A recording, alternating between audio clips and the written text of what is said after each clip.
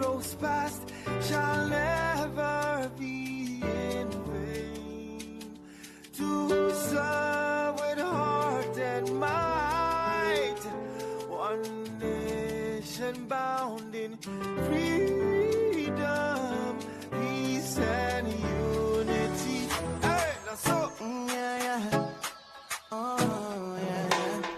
Arise, O compatriots, Nigeria call obey, to serve our fatherland with love and strength and faith. The labor of our heroes past shall never be in vain. To serve with heart and might, one nation bound in freedom, in freedom, in freedom, peace and unity. Arise, my people, arise, my people.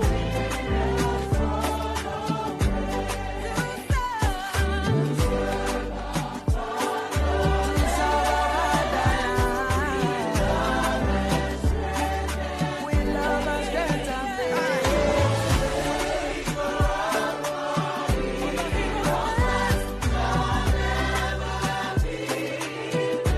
All our hearts and minds we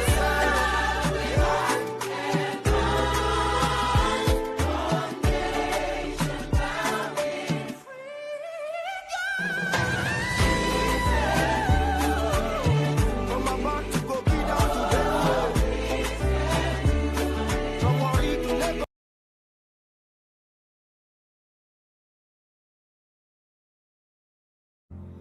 Arise, O compatriots, Nigerians call obey, to serve our fatherland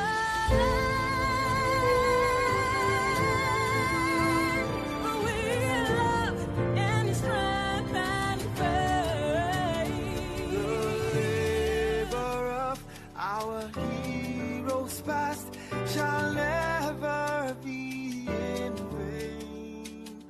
To serve with heart and might, one nation bound in freedom, peace and unity.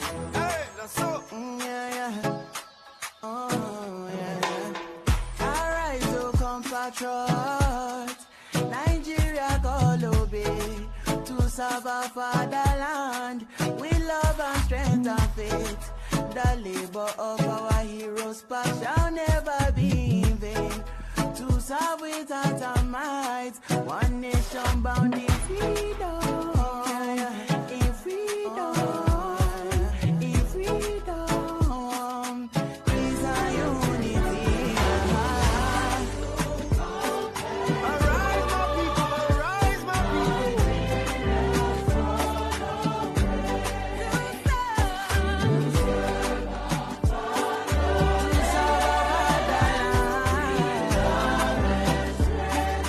With love and strength and faith.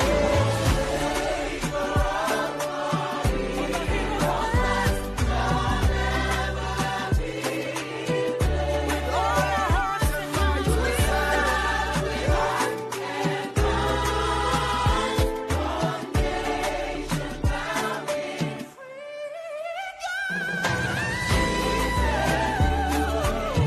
from about to go be down to them. From Warri to Lagos. Thank you so much for watching. Thank you. Have you subscribed? Yes, you. Have you subscribed? You. Yeah, before you go, click. It's free. Click. Just that's it. Have you subscribed? You're laughing. Have you subscribed? Have you subscribed? Thank you. Thank you. Thank you. Hey, madam. Thank you so much. I can see you. I can see you. We have to get to 100,000 subscribers. This by the end of the year. How are we going to do that if you don't subscribe? Yes, you. Yes, you're about to click off. Why? Have you subscribed? It's free. If you don't, ask your son, ask your daughter how to. Just one click. Thank you. Thank you. I see you. Aha. Thank you very much. Thank you very much.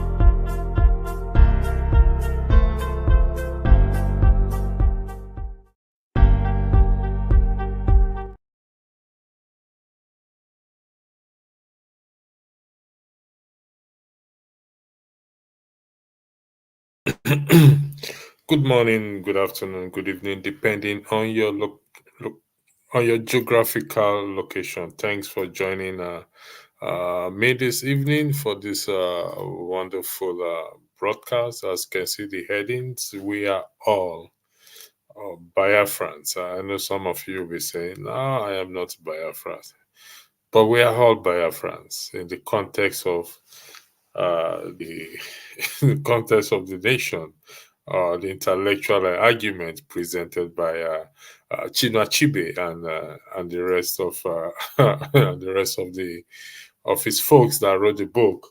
He wrote the book.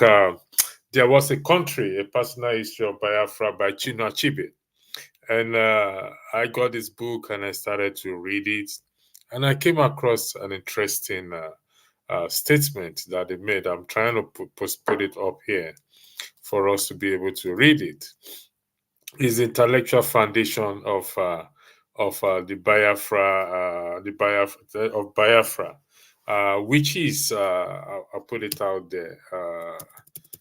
So here it is. It's quite an interesting when I came across it. Here it is. The intellectual foundation of the Republic of Biafra, a state which the supreme power rests in the body of the citizens. Ife, can you read that?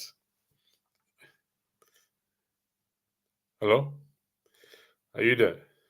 You're muted.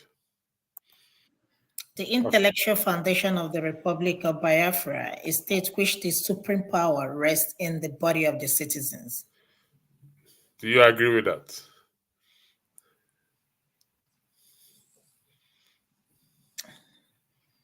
I have a question mark.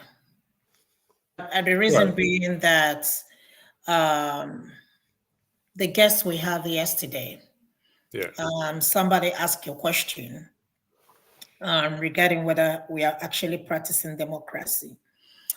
And that was a very interesting question. So everything lies in the hands of the citizens. But is that so in Nigeria, or is that so as a Biafra? We don't even have Biafra anyway. So why should we even be talking about that? It's something that is not in existence. It's in our mouth, but there is no country called Biafra. So I don't even know how to address this question speaking. But you know that you know that I have always campaigned for us to go our separate way. Because this country contraption, called Nigeria, is not working. So it doesn't make no sense, to say that a country like that, like Madam Luke said yesterday, I haven't benefited anything from that country. I can't tell you anything that you can say that the government is doing for the citizens. Nothing. So I don't know. I don't know. I'm confused with all this. I don't know, honestly. Biafra is not in existence. I don't know. It's not in existence, but the premise in which Biafra, the foundation is this: a state which the supreme power rests in the body of the citizens. So hypothetically, let's just argue that Biafra exists. Hypothetically, this is what the premise to which Biafra is what is to be built upon. And this is the same premise to which we are seeking for in the current Nigerian that we have now. Am I wrong in that? But I mean, when you say the supreme power rests with the citizens, does it actually, even in the country where we live? No, I agree with you. It does not exist. I mean, we don't have it in Nigeria. But like I said, hypothetically, let's hypothetically create, or that we have a Biafra nation. You're trying to make me look delusional. That I'm not delusional. No. Look at the topic. We are all Biafrans. So you see, there's no point we fight each other. Because this is the thing we all are seeking for. Biafra is not an ethnicity idea or tribal ideology. No, it is this, a state which the supreme power rests in the body of the citizen. So I started to wonder, how did they turn it into an ethnic or a tribal thing is what I don't understand. That's why I say the intellectual foundation of the Republic of intellectual foundation, not sentimental. So if the go ahead. I think it's just because a group of people, decided to leave the country. I think it comes up, if I may say, but I don't know. But this issue of Biafra, let me just move a little bit. We are talking about this Biafra. Biafra is because the country is not working for us. And that's why everybody is asking to go their separate way. Trust me, if Nigeria is working, Madam Luke said a lot yesterday. I don't know if you were able to listen. And she said the Nigeria she knew growing up is no longer the same Nigeria she knows today. The Nigeria she knew growing up is the Nigeria we have, running tap water. And I said the same thing to her. I remember when you had to go downstairs, turn the water, tap water, and the fresh water. We no longer have that. We no longer have night post your letters. We don't have that. I can't remember anything, I have growing up that is still in existence today. Businesses. So I don't know when a group of people are asking to leave the country called Nigeria. I mean, that's the name they gave it. Honestly, just like asking, just like Ari was asking, it's just because things are not working. So they just want to get out of the option because that's what it is. Because Nigeria is not a country, to be honest with you. I mean, if it's a country, explain to me how that is a country. Look at what is trending all over the social media. VDM is trending just because he exposed the corruption going on in the system in a country of 200 million people. One person is shaking the whole country. Just one. A 30-year-old man is shaking the whole country. Everybody's running. He's currently in the House of Reps, challenging them. And they were all there looking stupid. Guy who is not educated, but even me, I've learned so much from listening to him. Very intelligent, very smart. I mean, that tells you don't have to go to school in order for you to even, be very intelligent and very smart. So it doesn't make no sense. Again, okay. Like you said, in the rest in the body of the citizen, it's just a group of people who are asking to be, to set free, so that they can be on their own. That is what I can make. Okay, Ify, I want this comments you are seeing on the screen there now. That is my desire as well too. So I belong to those group of people as well too, and I believe you also belong to the group of people as well. Would that be correct? Yes, I've said it so many times. So going by the statement and the topic, I am a Biafran. You are a Biafran. So we are all Biafran. So we all want the same thing. We don't want different things. We all want the same thing. So if Nigeria is not working, this is my argument.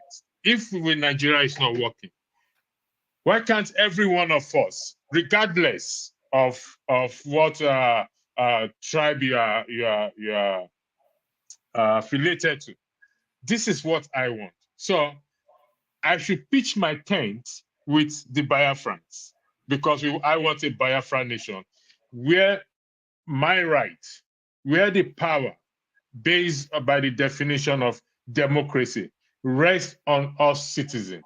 So why do we now make it an ethnic thing or a tribal thing? If I am a Biafran, you are a Biafran. So why did we make it an ethnic thing, a tribal thing? Mind you, just again, I keep referencing to Luke.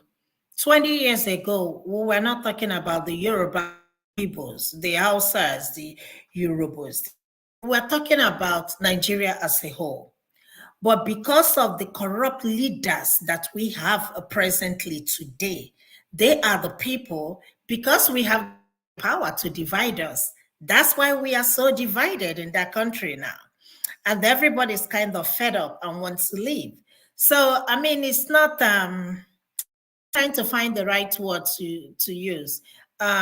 It's not that we want to be divided. Trust me, if you ask average Nigeria, they will tell you they want to stay united. Unfortunately, because of the corruption and the present government, or even the past leaders, let me not say the present government, because this thing started since our independence in 1960. Or rather, it started by Lord Lugard, who, came here and forcefully joined all of us together in 1914. And that is what we are paying the price up until today. We have not been liberated, from us. Yeah.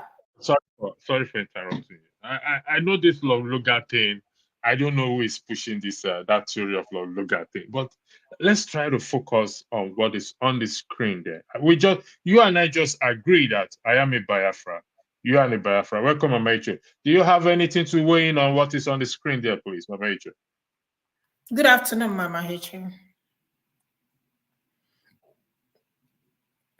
1 minute 9 seconds of 2 hour muting. Sorry, I had to put down the volume of my TV. Greetings to you, electricity, and greetings to you, sweet Ife. I came in because of this topic, because I want some clarification. And electricity, you have raised some of it. When Biafra started, some of the majority group were not included. And I remember when Nnamdi Kanu was drawing up a map, he included us. But when I look at the messages they are singing in the Biafra forum, it indicates Biafra only belongs to the Igbos. From everything they say, from the way they are doing things, and it cannot give me a kind of thought. And the thought is, we are saying Nigeria has oppressors. But from the languages I'm hearing in the present Biafra, is already indicating that those of us that doesn't speak Igbo, we will still suffer the same thing when we move with them. Because I'm seeing the voice of domineering. That's what they are portraying. And it cannot seek me as a person. And it can also seek other population that belongs to this current Biafra that are not voicing out. So my question is this. If we will move in with the Biafra, the current one, and they're going to dominate me and my people the same way, then I ask myself, what is the point of living Nigeria? What do you mean by they're going to dominate you, please, if you don't mind me asking that question? Because if you look at the activities and everything, the body language, the voices you hear, the way they carry it as if it is already Igbos that belong to that group, is enough for you to know that, you know what? Biafra belongs to the Igbos and not to that tribe that they are carrying along. Okay. And to me, that is deception. Okay. Yeah, it is deception. I agree with you on that. But based on this statement now, we're here to correct, when I say we're correcting that impression that has been given over time, which I recommend for everyone to get the book titled, There Was a Country, A Personal History of Biafra, written by Chinua Achebe, which states there that intellectual foundation of the Republic of Biafra is a state which the supreme power rests in the body of the citizens, which we experience, which we are seeing in Nigeria, that the citizens don't have that power, or we don't recognize our power. We do have this power, but we don't recognize it and to exercise it. So therefore, the issue of Biafra, it is from what, I mean, anybody can come and disagree with me. The issue of Biafra, based on this intellectual foundation, not sentimental foundation, not religious foundation, not tribal foundation, intellectual foundation, is for everyone and anyone who believe that the power belongs to the people, just the same way we're fighting in Nigeria. That is that impression we need to correct so that Nigeria is not working. The truth is this. Hold on 1 second, please. I'm coming. The power that be don't recognize the citizens. So it is high time for every one of us to come together and move. Okay, it is some few individuals, my opinion, that have created this notion that Biafra is a tribal or ethnic thing. But upon reading the book, go ahead. You want to speak? Yeah, but the thing is this. Let's ask ourselves a question. And the question is, why are we agitating for Yoruba nation? Why are we agitating for Arewa? Why are we agitating for Biafra? Your volume, you're not coming across. I think there's something wrong. Can you hear me now? It's kind of cracking, please. It's kind of cracking, if you don't. My voice is crackle. I'm not sure it's your voice. I think it's your microphone or it's your system. Can you hear me now? Yeah, I can hear you, but okay, just go ahead. Just go ahead. Okay. So my question is, why are we really advocating? Can you guys hear me? Hold on. Can you guys hear Mama Ichu very well? Because I'm not sure if it's from my hand or from her hand. Can you hear me? Anyway, can you hear her very well? Oh, yes, so I can hear her. Yes, she's good. Okay, so that is from my hand. My question in this is this. Why are we agitating as Biafra? Why are we agitating as Arewa? Why are we agitating as Yoruba nation? Is it not because the power is not in the hand of the people? Is it not because injustice is meted to the oppressed group? And the question is, don't we have oppressed group in the Arewa nation? Don't we have oppressed group in the Biafra nation? Don't we have oppressed group in the Yoruba nation? And don't we have oppressors in Yoruba nation? Don't we have the same in Arewa? And don't we have the same in Biafra? Because these are the group that comprises the current Nigeria we are talking about. And when I look at, I find out that we have this category of people in all these regions. So what is now our real problem? Our real problem is a battle between the oppressed and the oppressors. So to me, the first battle we have to fight is to deliver the oppressed from the hands of the oppressors. And that is my mission. And that is what I'm fighting right now. And that is what Mongo Charity Organization is fighting. And the truth is that we have to win that battle first. Then we can now put people in place that is going to allow us to have a constitution that is inclusive, where we can now state our way forward and be able to have in that constitution a room for referendum, so that if we now give the power to the people, that is why I tell you people, come June 2027 for presidency, from councillor to presidency, my children are taking over. Because I want to put power in their hands so that they can rewrite our constitution and give power to the people. If after that, for a couple of years, what is making us to agitate for Biafra, what is making us to agitate for Yoruba nation, what is making us to agitate for Arewa, if we don't get it, then we can split. But I can guarantee you that if we put the power in the hands of my children, because they are smart and they suffer this oppression for too long, they will be able to figure out things they need to do so that we can live as one. Thank you, Mama Icho. Ewa, welcome, my mother. Look, welcome. Ewa, I don't know if you have read that the book. There was a country, a personal issue of Biafra written by Achebe, which I am reading at the moment. And this statement here, the intellectual foundation for a state which the supreme power rests in the body of the citizens. This is what we are fighting for in Nigeria. You understand that? Do you have anything different to say, AY?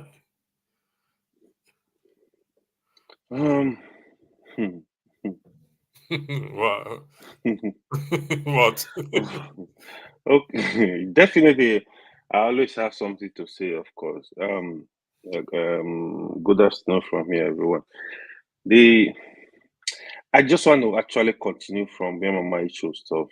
Mama Icho, I can't agree more with her submission. I think if you create Biafra today, I don't know who's gonna be part of it, but the truth is, it might be worse than the system we are operating today, because clearly the EDCs are showing that's gonna be some kind of a hell where the people who are part of those ruling Nigeria today, they are still gonna be people that will be there. Some of them are even worse. So okay, look at the comment. We are all Biafrans. That is the title. On the basis of this statement, you are a Biafran because this is what you want. A state which the supreme power rests in the body of the citizens. This is what you want. This is what I want. Yeah. So Nigeria is not working, okay, as it is. So should we not all pitch tents and have this nation called Biafra? If Nigeria is not working, should we all of us not move? Okay, see, rather than making it a tribal or an ethnicity thing, should we not all come? Let's move to that point for that agitation of a Biafra nation, because this is what I want. I actually love the discussion. It is actually a real intellectual discussion. So, okay, let's say today we are all Biafra. Then what? What next? Who are the people? Who are the people that are gonna lead the Biafra? Let's make that. You are a Biafran. I am a Biafran. Madam Luke is a Biafran. So it's either. Sorry, Madam Luke, I didn't get you. I'll come to you.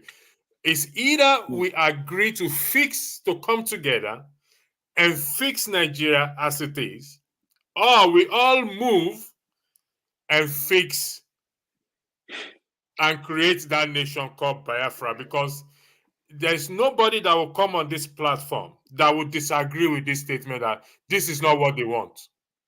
Do you disagree with it? The statement is 100% true. It's 100% true. So here, what exactly the statement is true, but what you are saying right now is like we have a leaking tank full of water.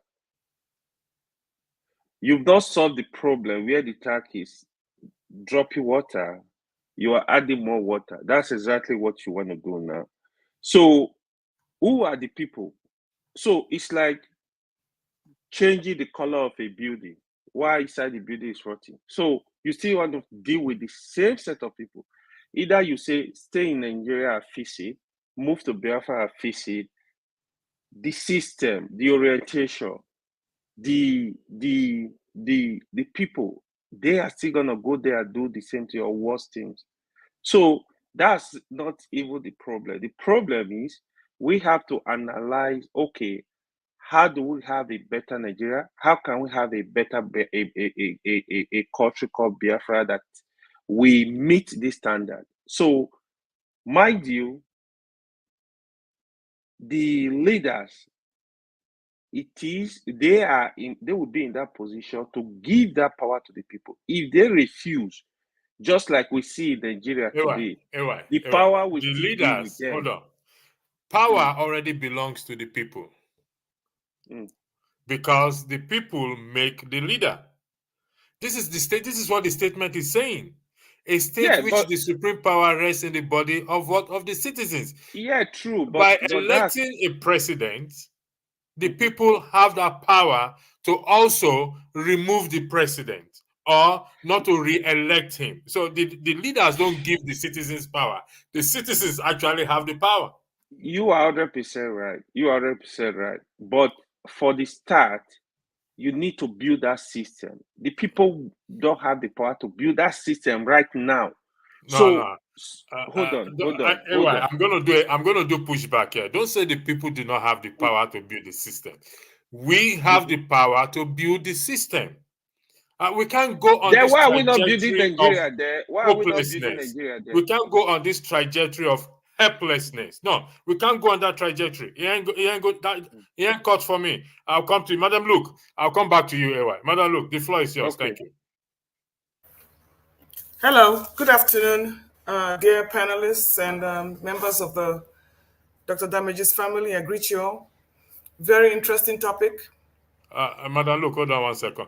Sorry, for the person on the backstage, you have to turn on your camera if you want to be brought, if you want to come on the platform. Thank you. Madam, look, go ahead. The floor is yours.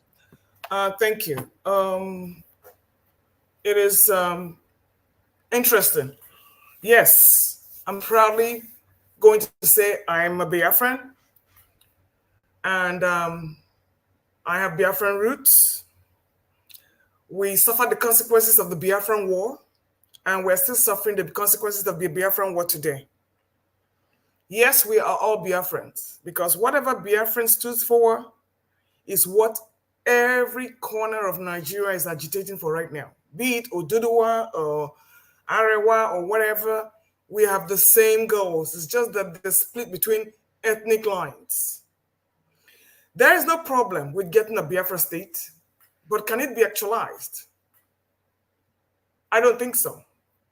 And for the simple reason, because you have a lot of saboteurs. You have a lot of saboteurs in the system.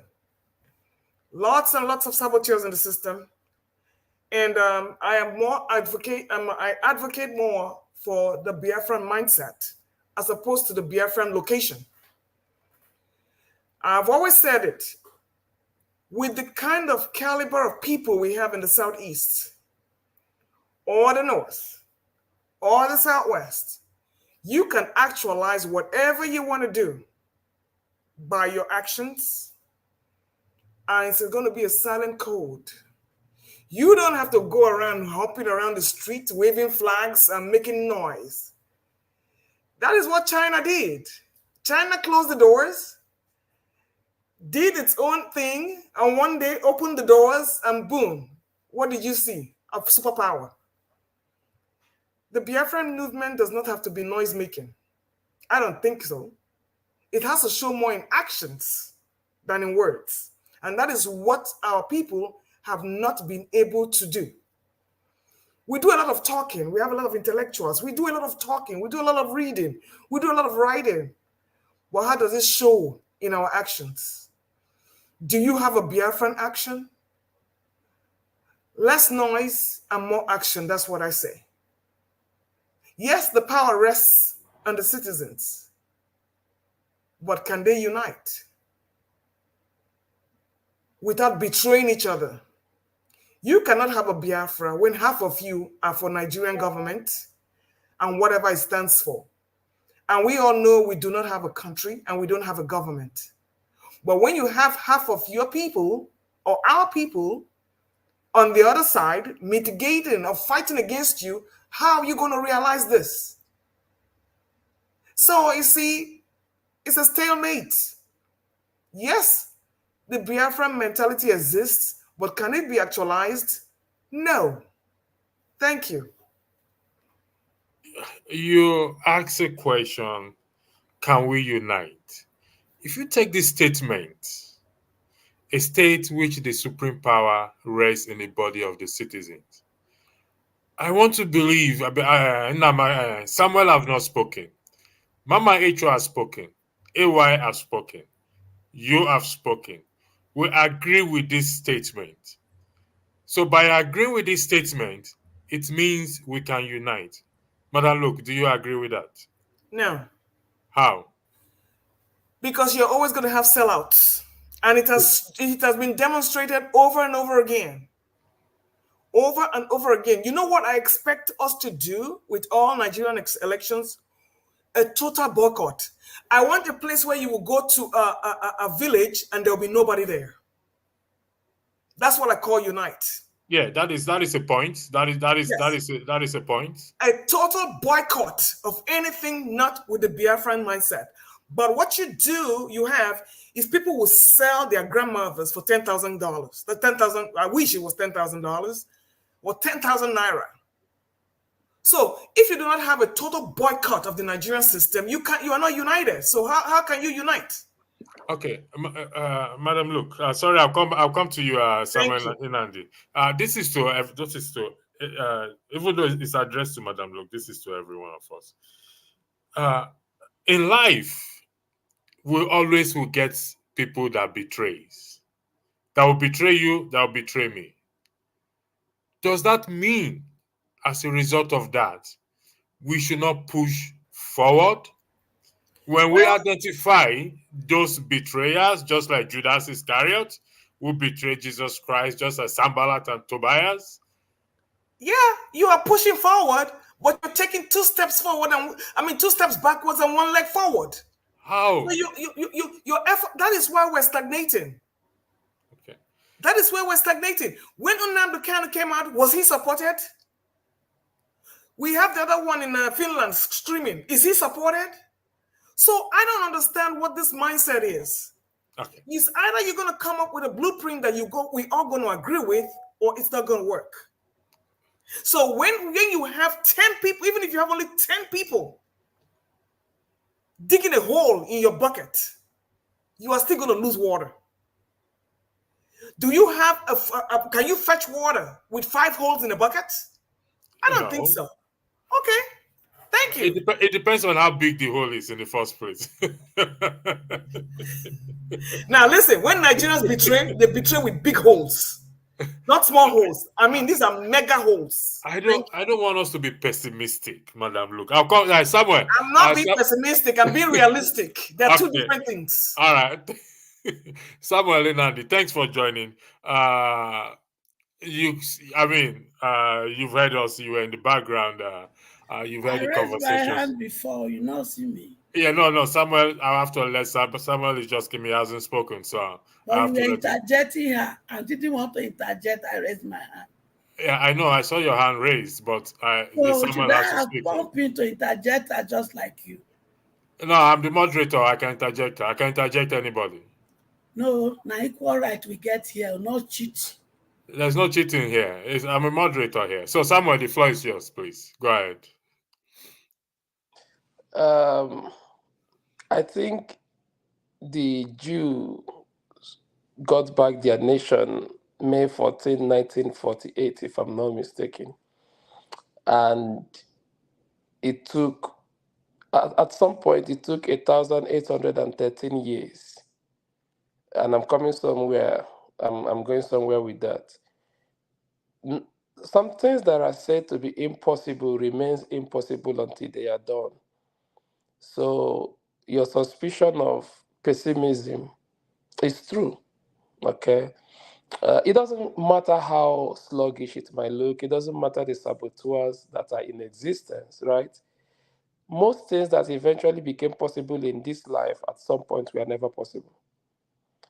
The Biafra actualization, which has refused to die, with everything people have made, with the fact that even there's a global conspiracy against it.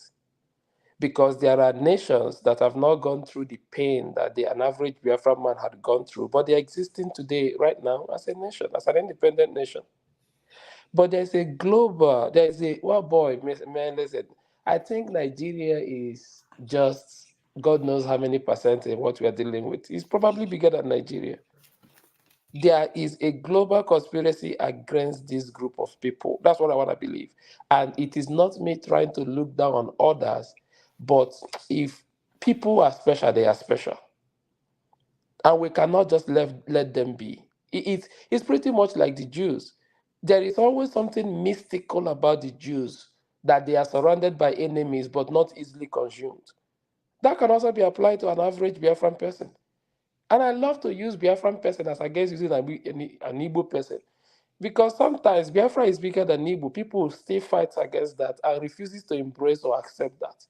But Biafra is bigger than Electricity, Igbo. it's not answering the question. I expect you to interject. That's how you interjected No. me. AY, listen, I'm doing something different here.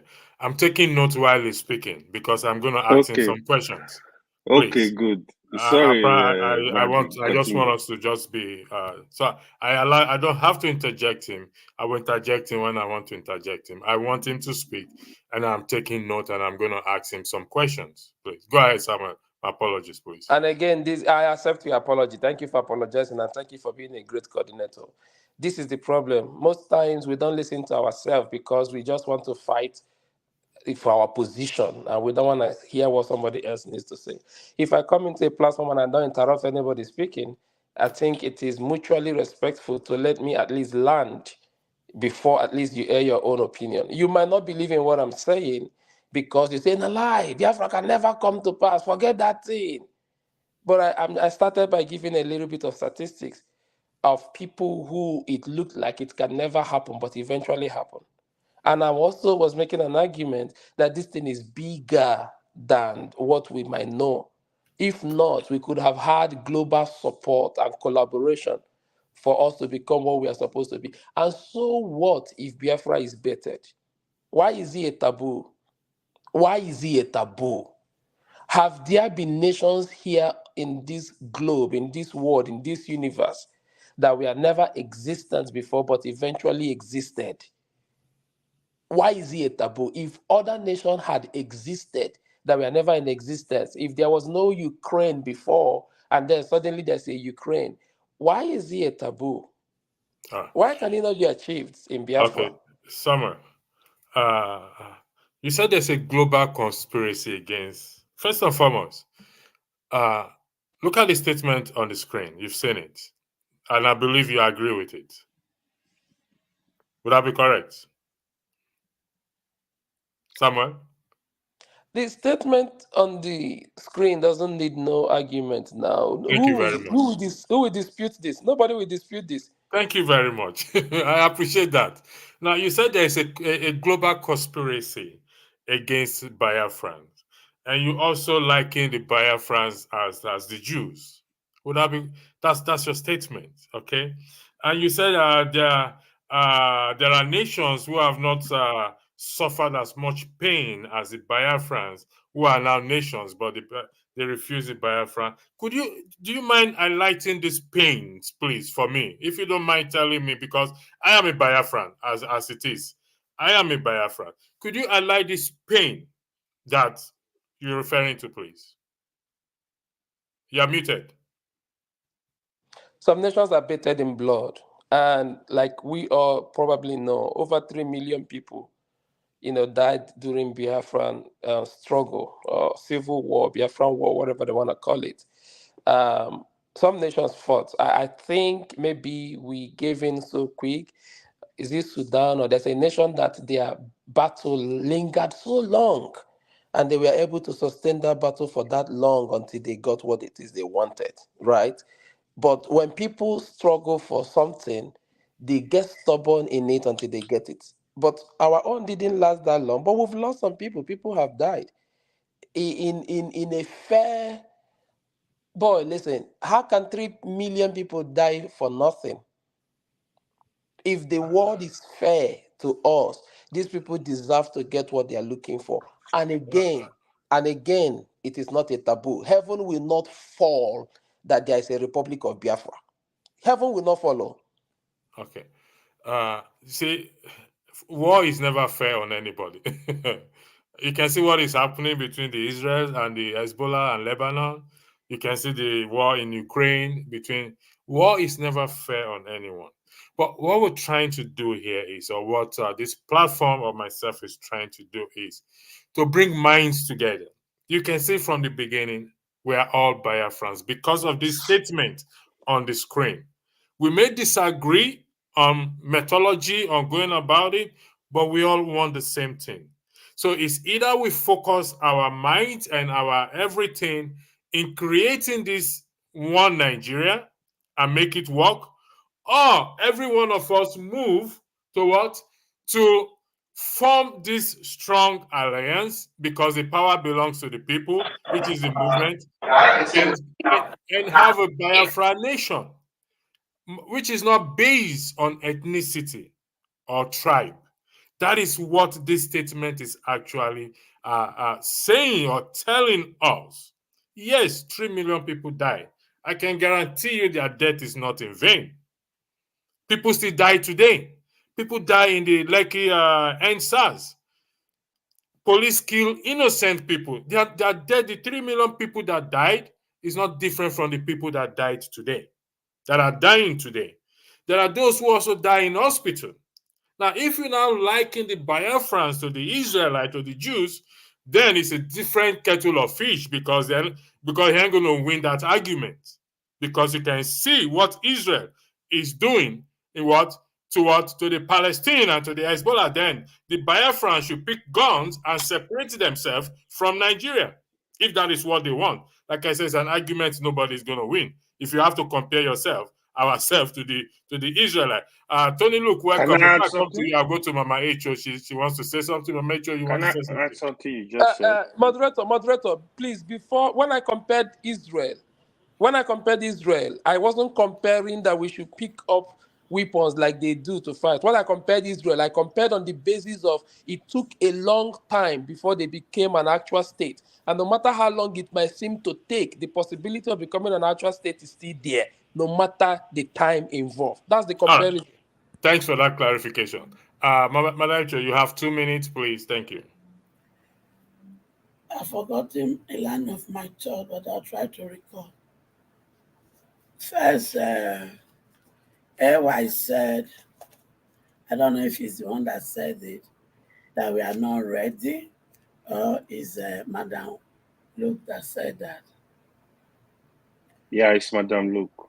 Okay. There's another one you said. I'm trying to recall that.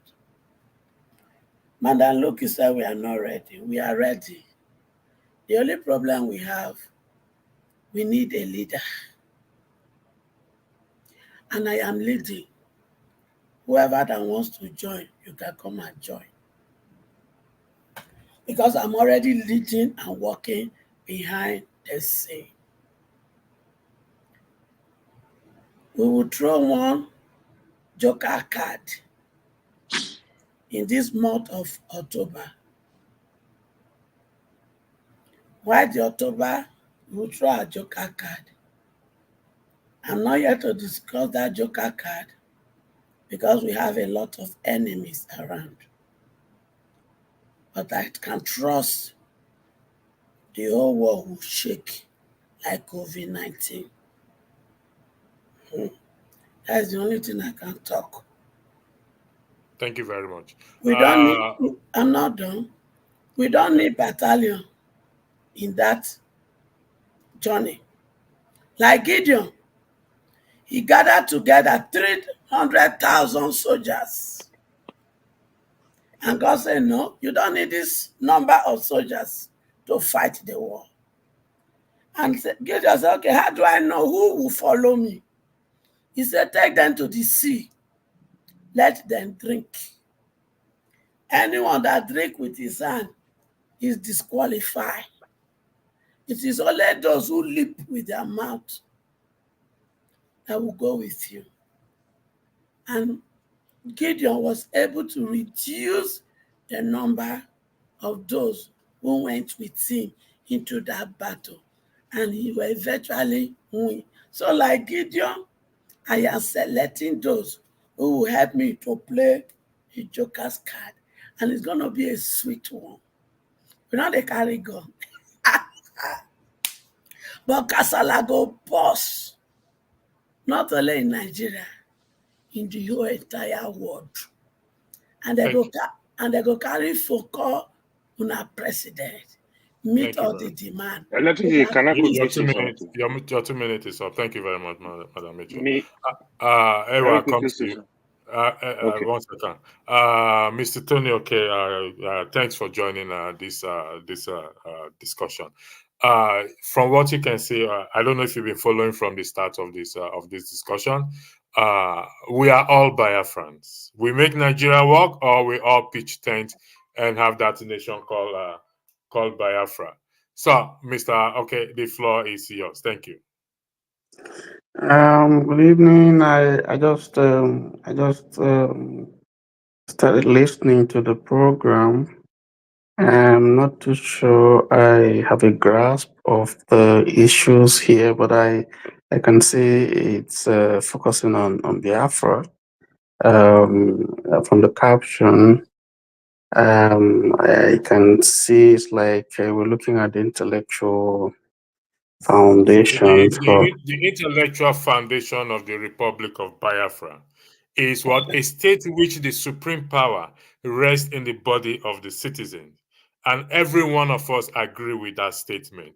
By this, that means every one of us, we are Biafrans. So Biafra is not based or established on tribe or ethnicity. Well, just thank you for that for that background. I don't know if I agree with that caption that Biafra. Well, you're talking about the intellectual foundation. I think Biafra is a reality in the sense that geographically we can locate the area, the boundaries that is referred to or covers that region. It may not physically be in existence today, but the concept that for a nation like Biafra is something that has been on. My feeling is that there has to be a more tangible approach or a different approach to the whole concept of the Republic of Biafra. Apart from what some individuals are doing within and outside the country, I think that we might need to look at the total strategy for the realization of the Republic called Biafra.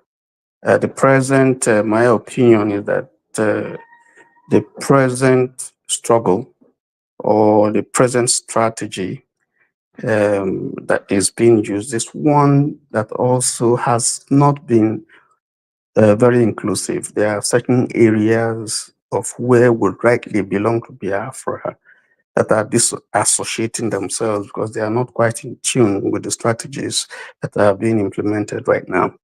So I think there's a need for a retooling, there's a need for re-strategizing, there's a need to get this movement to be all inclusive so that those areas and peoples who have some are not quite comfortable with being classified as belonging to that area can be brought into the fold. So that's my feeling now. I come from an area that is divided as to whether they see themselves as Biafrans or not. And that's because there are still some misgivings looking at maybe from the strategy that is being adopted or from certain ill feelings that people have about the notion and the idea of Biafra. So, and I think that is also a negative, something that is also in some ways hampering the collectivity of interests in pursuit of that goal. Let me stop there. Thank you very much. All inclusivity. Thank you for that. Then we need to include everybody in this struggle forward for a Biafra nation, given that we're saying Nigeria is not working. And by, I'm looking for the right words to use, by this statement, we are all Biafrans. I know people will say I can't speak for them. I understand that. But as far as we are here now, I agree to this statement because this is what I want. Whether I'm in Nigeria, whether I'm in Biafra, whether I'm in Kutuwenju, or whether I'm in Oduduwa, this thing. If we have a nation that respects this, then I will go there. And this is why we're different from countries that have uphold this. They are not perfect. So, but the power belongs to us. It's in our hands to make this possible. Ewa, you got 2 minutes. Thank you. Yeah, so electricity, I completely agree with you and the statement, right? So at this point, this statement can be treated as an ideology. Was this statement from Chinua Achebe? Yes, it's from Chinua Achebe, Okay, and you find I it in the remember. book. There was a Yeah, country. so this is exactly what we did. So what this means, just like you rightly said, it doesn't matter if it's Kanuri Republic, if it's Yoruba Republic, if it's Biafra Republic, whatever republic, it doesn't matter. If it's Nigeria, it doesn't matter. So he was just telling us, this is what we need to survive. It is an ideology, a real ideology at that. So it's just like here, it seems some people are not understanding it because when you say, for example, removing this statement, you want Biafra. The question is, who is going to lead the Biafra? How are you sure you are safe that where you go is better than where you are? But with this statement, even when you now say you move it to Biafra and the people are ready to accept this statement, it shows some kind of positivity that you have a nation that will work for the people. That is what it means. So it's very, very important. If Nigeria, as we have it today, this statement can be actualized for the power to be with the people. I think more than 50% of our problem is solved already. Trust me. Right. So because when you create another system that you still have clueless, wicked, greedy leaders like we have in Nigeria today, it's not about the name. It's about the people that are in that system, either the political leaders, the common people. That is what is important. Thank you. Thank you. Mr. Abubakar Liu, thanks for joining us. I can read your comments there. You're asking for a minute. Do you mind telling us where you're joining from, please? The floor is yours, but if you don't mind telling us where you're joining from. Yeah, I'm joining from Adamawa Yola. All right, thank you. Mr. Liu, you're welcome. You can take more than 1 minute. So you have 3 minutes, please. Thank you. Yeah, Yes. I keep hearing all those people saying that Nigeria is not working, Nigeria is not working, we need Biafra, we need Biafra. And then the last guy that spoke before the other person speaks, was saying like he came from a region that are contemplating whether they're actually Biafrans or not. We say Biafra to the outsiders. You're just making it look like it's a evil thing. What will I do with that? And the minorities there will also feel like if we accept the state of Biafra, where will the line be drawn? From where they think this land belongs to Biafra? How will you draw the map? And if you include certain people and they don't like to be associated with Biafra, will there be a referendum for those people to have an election and then say, okay, we don't want to be with you, we want to be with Nigeria? What about the minor tribes in Nigeria that in the east, where in Biafra that say no, we don't want Biafra. If Biafra happens, it means Igbos will be ruling us for ever will become slave sleepers because they are more organized, they have more resources at their disposal. Even though the oil and the whatever, it's found mostly in non-Igbo land. And if you trace the history, what the Igbos used to do, just a minority tribe during the Afghan war, during the civil war, you realize that the Igbos are using them as what the Israelis will say, the Palestinians are using human as body shield. That is what they're using them for. They will send them to the front line and have them killed, sometimes intentionally, just to cut away their resources. So, what I am trying to say here is that America had for more than 400 years of independence. Still, they have problems. They're trying to solve it together. Almost America, they lost their culture. They love culture of Africa, Borno, whatever place you can name in Africa. They love that people have culture there, but they don't. They try to assimilate to become one group of people under one umbrella, and it took them years before they were able to achieve that. Now, even the Westerners, even the Western government, the United Nations, the UN, before you are recognized as a nation, you have to be part of the UN. If you're not part of the UN, you just end up being like the Somaliland. The Somaliland is a country technically. They have their own central bank, they have their own currency, but then nobody recognizes them as a country. Nobody's just saying, I'm looking for a visa to go to Somaliland. Nobody recognizes them. And then once they realize that if they accepted that, once Biafra is accepted, then Catalonia will follow, and then the Scottish and the Irish will say, okay, if that's the case, that's the trend that's happening around the world, we also want to exit. And if you can remember, there's also a Calexit movement in the United States. California want to secede from the United States. They don't want to be a part of larger United States because of certain political issues. But if you can address all those political issues, like you said, calmly, diplomatically, Nigeria will work. You don't have to create multiple states. If Biafra is granted their own state, okay, Hausa, if they say we also want our own state, and then you become Nigeria will just become like a tiny, tiny, tiny, tiny kingdoms instead of countries. And the smaller we are, the weaker we are as people. Don't just think like once Biafra is declared, your problem is solved overnight. I don't think that's how the real world works.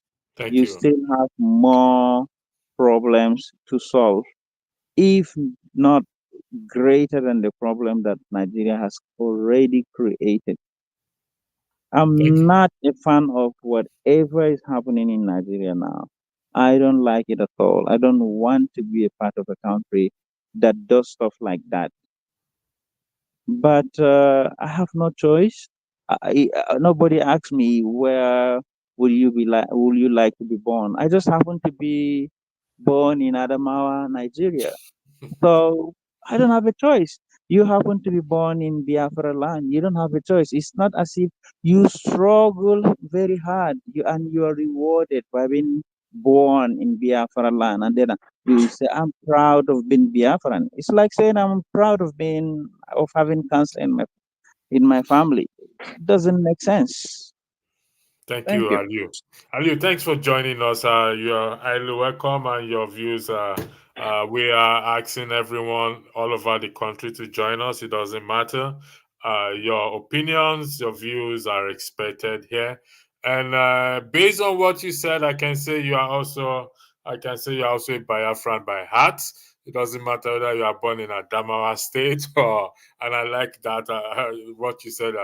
Uh, uh, I didn't ask to be born in Nigeria. I don't have a choice to be born in Nigeria. I was born in Nigeria. What I'm going to do is we're going to go around again and we have to start to sell this message, like what Mr. Tony Akes and most of you said, inclusiveness. And then there's this misgivings about Biafra that, like what Tim Ajek said. Tim Max said, let me highlight it again, which is absolutely correct. He said here, welcome to the platform. It is not a physical space we are talking about. It is a mental thing. And a state of mind. And this is where we on this platform, Rudolph Okonkwo, Dr. we come into play to educate, first of all, ourselves, educate one another, then help to educate Nigerians either in diaspora or back at home. The movement have started, for the record. And in respect to this movement, we individuals are the movement. So if we are waiting for one gigantic movement to start from somewhere, no. So I will come to you first, Madam Luke. I'll go to Samuel Nandi, then Madam Toki, then I'll end with Mama H. Madam Luke, how do we proceed with this statement that Tim Ajek made? It is a mental thing and a state of mind. Being a professional in the medical, how do you, what medication do you give to help people to change their mind, if possible? I'm only joking on that. I know there's no medication like that. Thank you. The floor is yours. Thank you. You see, I already said that in my first premise. I said it's not a physical thing, it's a state of mind. And if people truly believe in that state of mind, you don't need anybody to tell you. When you visit a certain location, you don't need anybody to tell you have a Biafran mindset. Yeah, thanks. You don't need anybody. That is why I said we are not ready. Okay? It starts with you. It starts with me. If you come to my hometown, nobody will tell you you're in the Biafra area. But people are thinking of a physical, geographical location. Because everybody wants mine, me. Our own.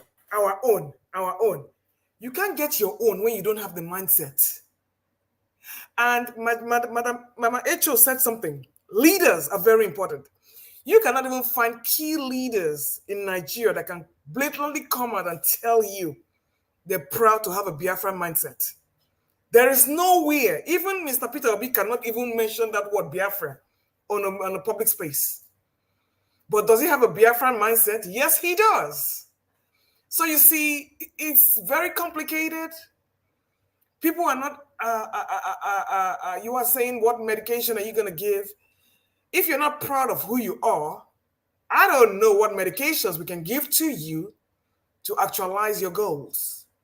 Yes, Mama Echo is doing the right thing by saying, yeah, we go in the grassroots and everything, but your leaders have to be prominent. You cannot have grassroots leaders because the bottom line, and this is what it comes down to, you cannot believe in Biafra and believe in Nigeria.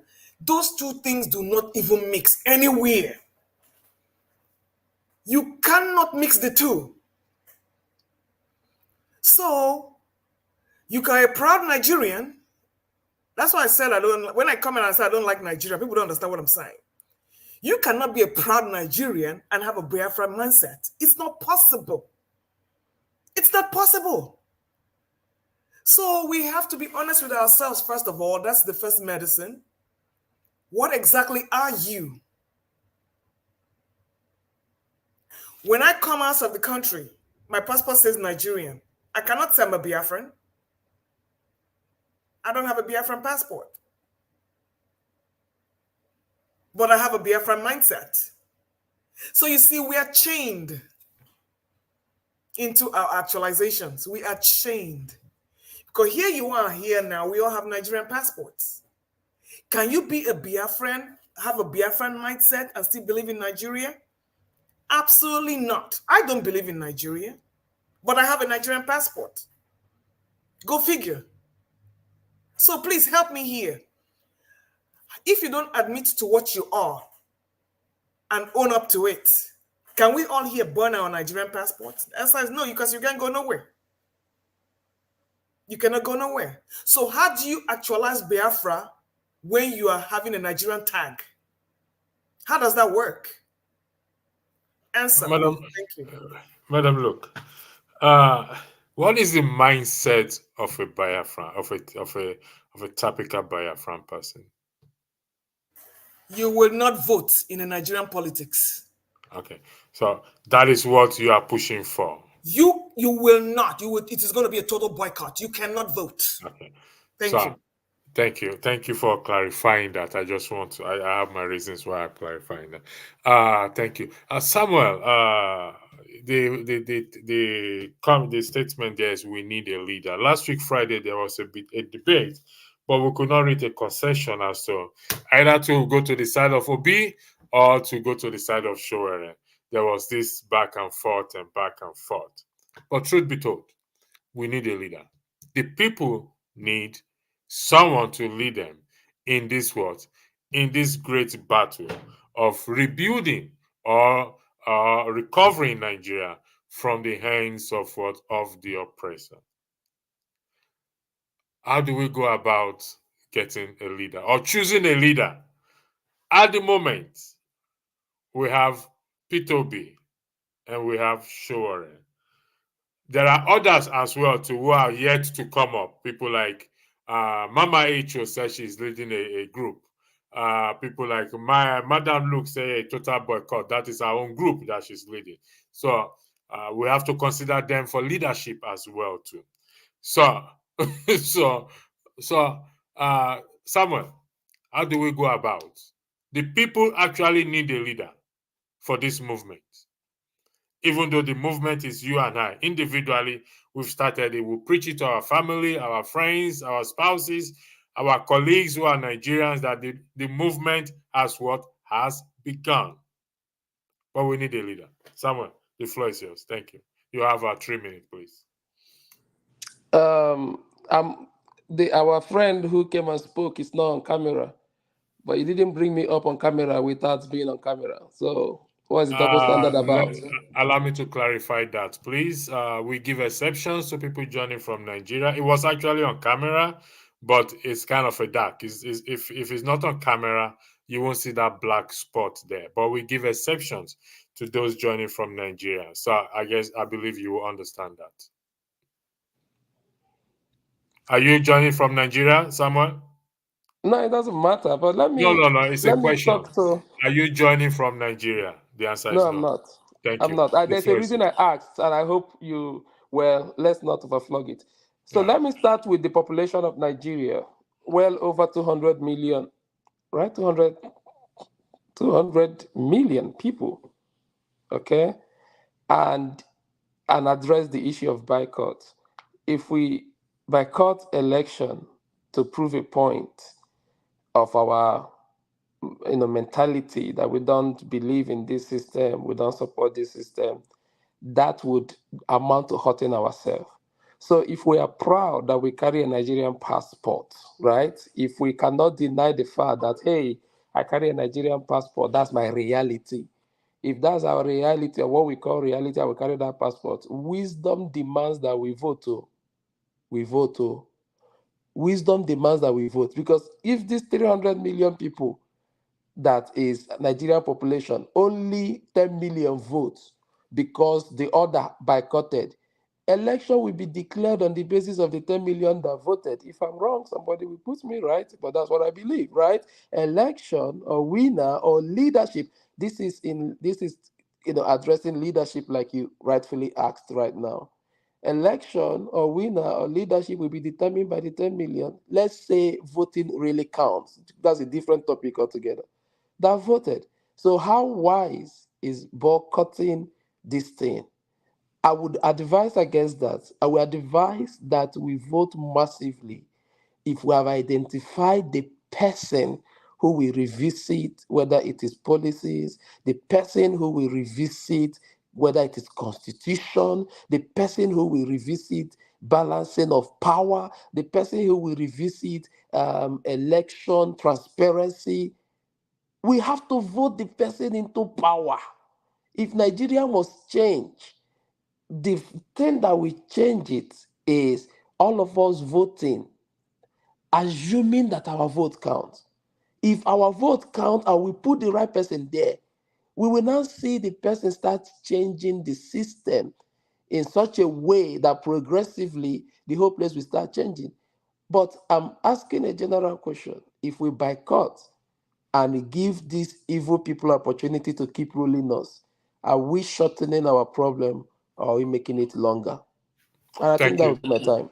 Thank you. Mr. Tony, I tend to agree with Samuel Nandi in respect to not boycotting election, because, I mean, not voting. Because if we don't vote, INEC will still do their job. INEC will announce a winner. And we don't have a choice to what?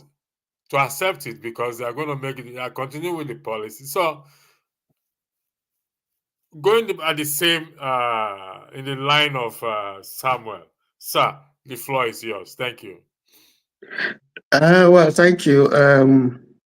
I'm not quite sure I agree with what Samuel has said about voting, because the country we know today as Nigeria is one where democratic values have gone totally berserk. The one we call INEC, which is supposed to be independent, there's a whole question as if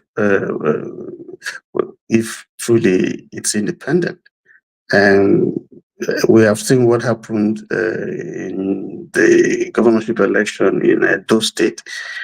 And from what we hear, it does appear as if the issues here are not just manipulation of votes by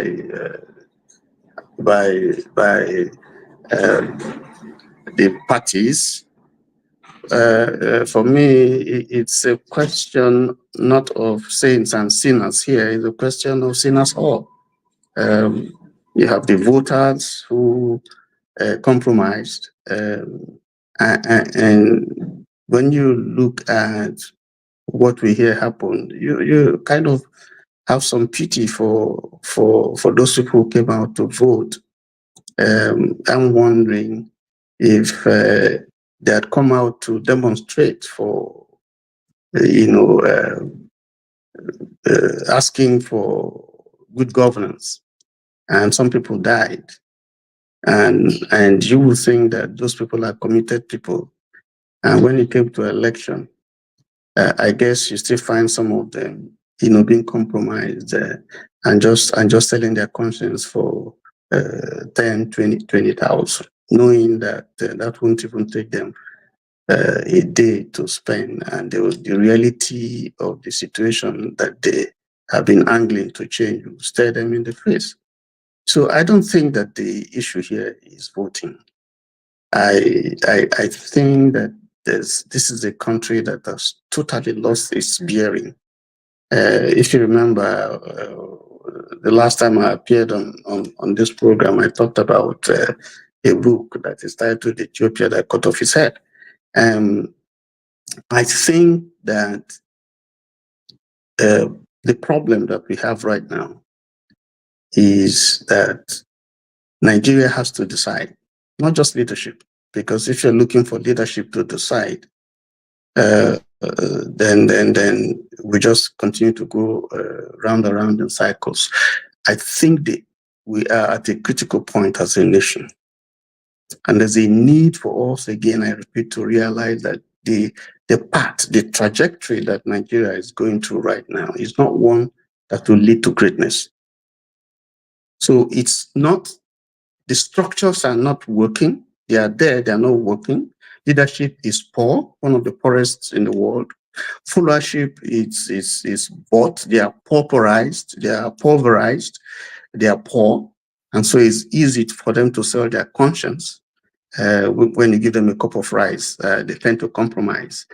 Even the intellectuals, the professors who we've had this change, change from having lawyers to run the INEC, and now we have the professors, people from the academia, and you think these people going by ethical standards would be close to angels, or, from heaven. But it's unfortunate that even now we've seen the worst, using professors and so on, to do some of the things that we're doing. And then we have the youth who are also helping us as people who just graduated from the university and are doing the NYU, and the National Youth Service. You don't seem to also see a change in terms of values in line with what the constitutional provisions are. So my worry is that just voting alone, even the interest in voting is going down. If you look at what happened in Edo State, look at the total number of people who were registered, look at the number of people who came, to vote, and the results that were that has been turned out. There's a general apathy to voting because people feel that your vote don't count. Some people feel that it's a place to make money.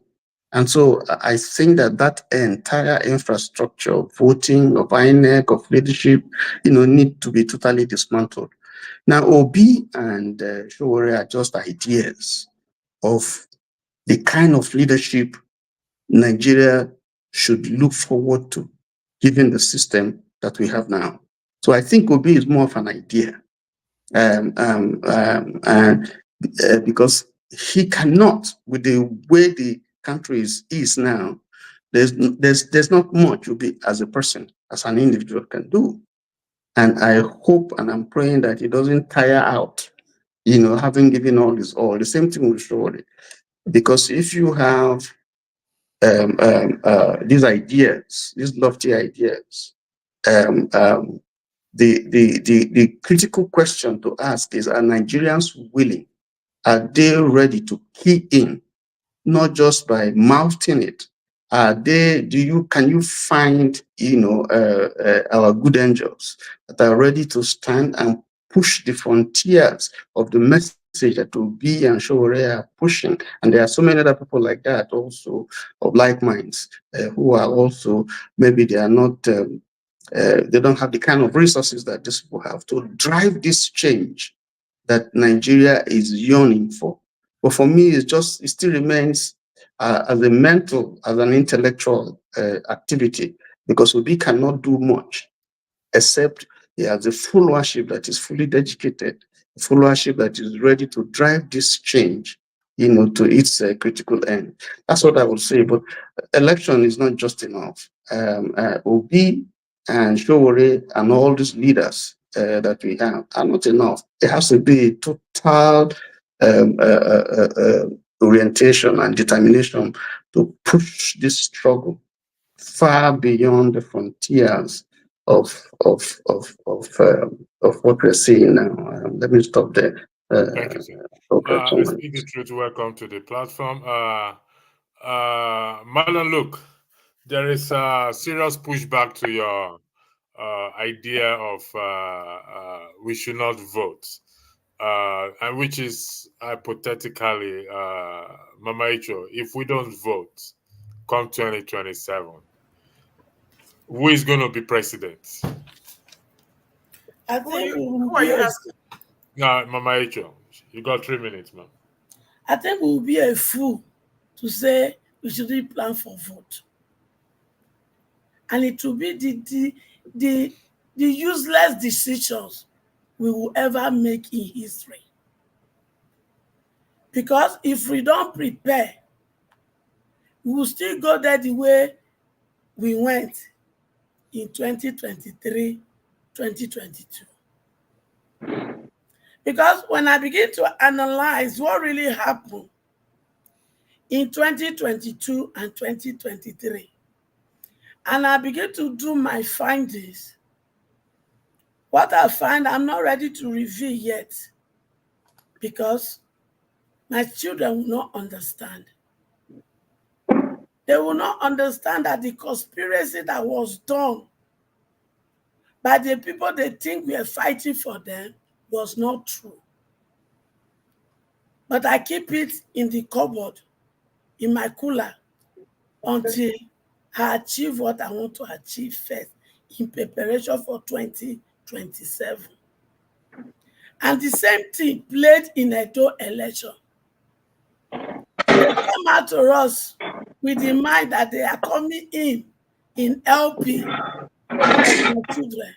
But the bitter truth is that they didn't come out for my children at all. There is a conspiracy to hand it over to who they hand it over right now. And that is the bitter truth. But I'm not here to divulge any of those truths until I achieve what I want to achieve. When the right time comes, the truth will definitely come out. So, for us not to prepare for election is a catastrophe. Me and my children, we are preparing for election. And that is why I can beat my chest that come 2027, the law permit, from councillor to presidency, my children is taking over. And the game plan has started. One will be executed very soon in the midst of October protests. It will happen. I'm not here to divulge the detail because I want to get out my son. I be mother figure, I not reach to born am. So those when you go carry nonsense, they talk. I'm getting at my son, Nnamdi Kanu. Not only him, because I told brother President Tinubu, not be President, Chief Tinubu, I told him my sweetheart, now be my senior sweetheart, my boyfriend, senior one. I told him, if you don't release him in this court case that just finished, I will play you a joker card. And by that time, my demand will not only be him. My demand will include other sons and daughters of mine that are in their custody.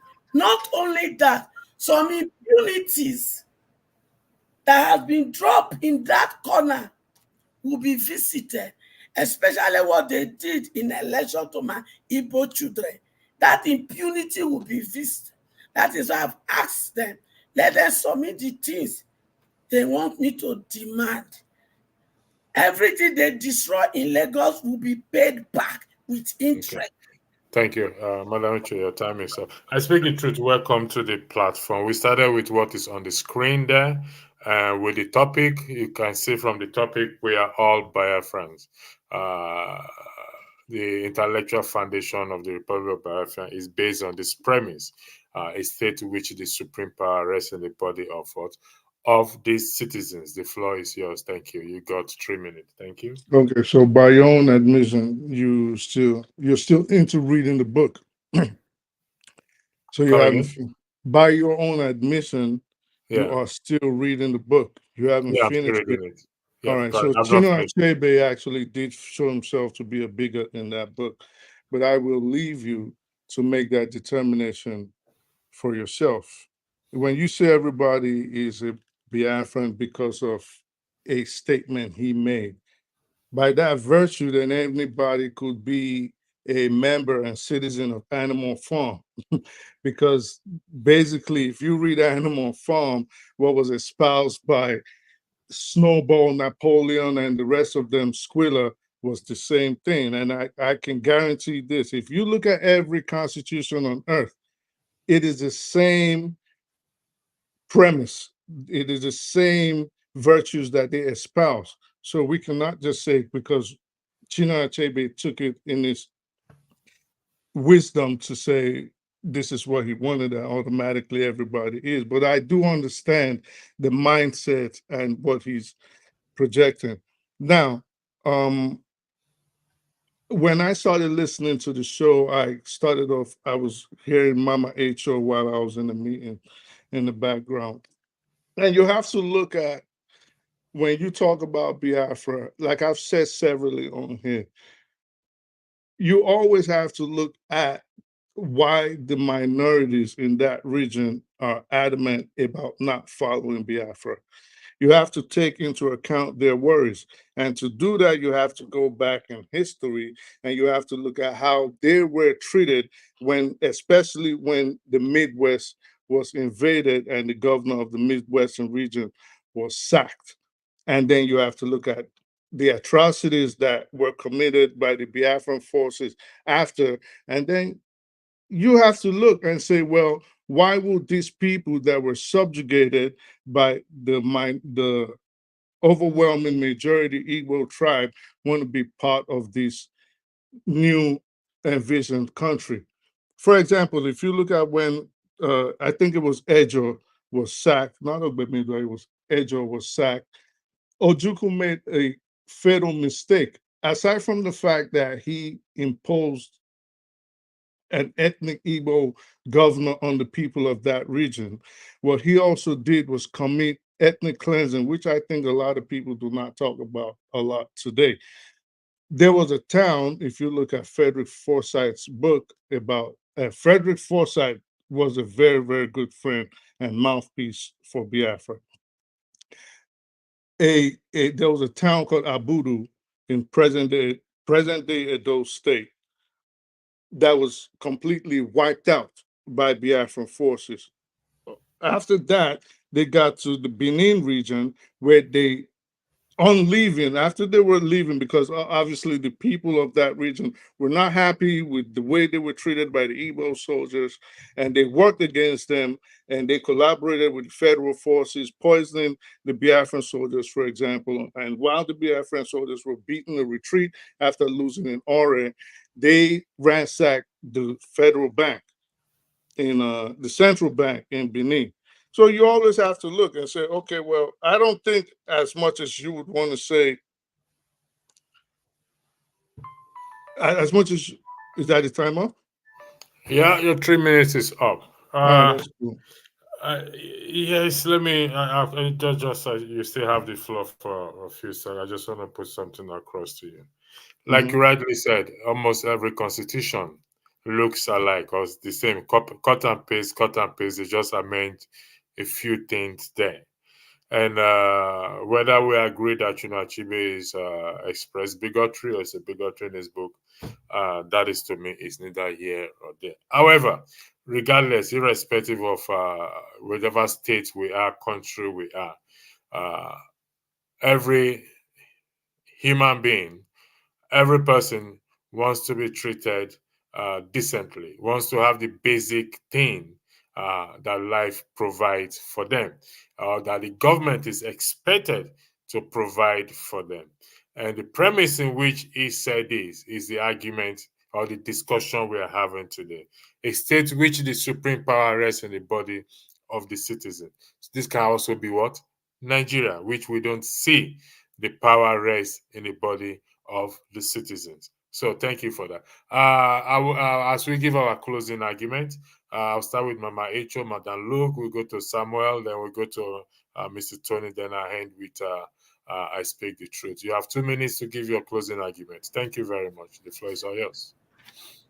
In moving forward, I would suggest we work together. First, to take Nigeria back. Then we can now sit on a round table after putting the right leadership in place from councillor to presidency. We can now rewrite our constitution, which will include room for referendum. But then, when we have my children in place, we'll give at least the first 4 years to see if they can make the changes I expected them to make. Because my work with them is the father. If we put you there, we give you 1 year, we go review you. If you not perform, we go recall you according to the constitution. We are not waiting for another 4 years. That would be my suggestion for now, that we should work together. And if you are ready to join me in this work, we have a core value that we use in bringing us together. Because the truth is this: I might be able to read some from my head. The truth is this. Opposite of this core value is what destroys us. If I say accountability, you agree with me that because of lack of accountability, the country is what it is. If I say competency, you agree with me that those that in leadership, they are not competent. If I say good character, you will agree with me that those who are currently ruling or have rulers, they have no character at all. If I say integrity, you also agree with me that those who have rulers have no integrity. If I say honesty, you agree with me that those who have rulers and are currently ruling, they are not honest. If I say truthfulness, you also agree with me that those in leadership position before and now, they are not truthful. If I now say empathy, you also agree with me that those who are in leadership now and before do not have empathy for the people. If I say the fear, the love for humanity, you also agree with me that those who are ruling us and those who are ruled out in the past, they have nothing to do with humanity. Because if they have something to do with humanity, they will not treat my children the way they are treating them. They will not suggest them to be picking things in the dustbin before they eat. They will not subject my daughters to believe that it is that hole between their legs that they have to make money. They will not always subject my sons to begin to go and lick plates before they can have a living. They will not subject my children to remain on the street of Nigeria, fending for themselves as far as the age of 5 or 6, whereas their children are living a luxury life, using the natural resources to the about. They will not. Then above all, you also agree with me that those in leadership before and now, and all of us, we do not have the fear of God, because the people in leadership would have not been able to succeed in looting us. Let me round up. Those in leadership would not succeed in looting us if some of us are not helping them to do money laundering. So when you point finger to the leader, also point finger to those wicked sons and daughters of mine that are helping them to loot the country and do money laundering for them. Thank you. Madam Luke, the floor is yours, please. Thank you. Well, thank you once again. I will put it to you that you are not ready. When you're ready, I will let you know. But right now, whatever I think you're doing is what you've been doing for the past 40 years. And I'm just hearing some very strange accounts of what happened in Edo State and all those other places, where we know for a fact that most of those areas, and I live there, my parents live there, there was very few Biafran presence there. It was more like the Nigerian government military that was there running down the whole place. I was born, I think that time, we had to run. My mom, who was Igbo, had to run to Benin. And you dare not mention the fact that you were Igbo. So there were hardly any presence of the Biafran military there. They were practically in hiding. What were they fighting for? To oppress people who didn't want to join the Biafra movement? It don't make no sense. But I'm going to leave that alone, because there's a lot of rhetorics and everything touted there. And coming to the fact that Mr. Chino Achebe in his book is promoting his cultural or ethnic identity doesn't make him a bigot. Everybody's proud to be where they come from. He was not for the Nigerian government. He was strictly for a nation that was for equity and justice, that the Igbo people should look up to. That does not make him a bigot. So having said that, in this movement that we're doing, I believe it's a mindset thing. When you inculcate that mindset into your lifestyle by not voting, you have been duped. You have been screwed more than once with the Nigerian elections. So what are you going to vote for? Did the latest Edo elections didn't tell you anything? You can put all the foot soldiers and the ground soldiers in it. All they're going to do is lock you out of that INEC office, and there's nothing you can do about it. If it's violence for violence, I don't think Nigerians, you are going to match the Nigerian military. Look at the military presence in those 35,000 soldiers, foot soldiers. That's just military alone. So I don't know exactly how you're going to go about this, but like I said, when you are ready, I will let you know. Right now, we're just talking for the entertainment value. Thank you. Thank you, Madam Luke. I would disagree with you that we are just talking for entertainment value because I'm not dancing. I don't think anybody is dancing either. We are talking for to educate ourselves, to renew our You have mind. been doing this for 40 years. We will continue to do it, Madam Luke. We can't stop talking, Madam Luke. Can you stop talking even if you don't talk politics? You're going to talk something else. So No, you like can't I stop said, for the talking. entertainment value, we can do that. No. We can do that. I'm not here for the entertainment value. We are here to push. I mean, since we agreed that we started this movement, we are here to continue on it. Samuel, the floor is yours. I think Just you 10 will give. seconds, please. 10 seconds, please. Okay, 10 seconds, you said. I'm counting, please. The truth is this, as for my team, we've been working for 5 years. But the 5 years, it was very difficult for me until recent.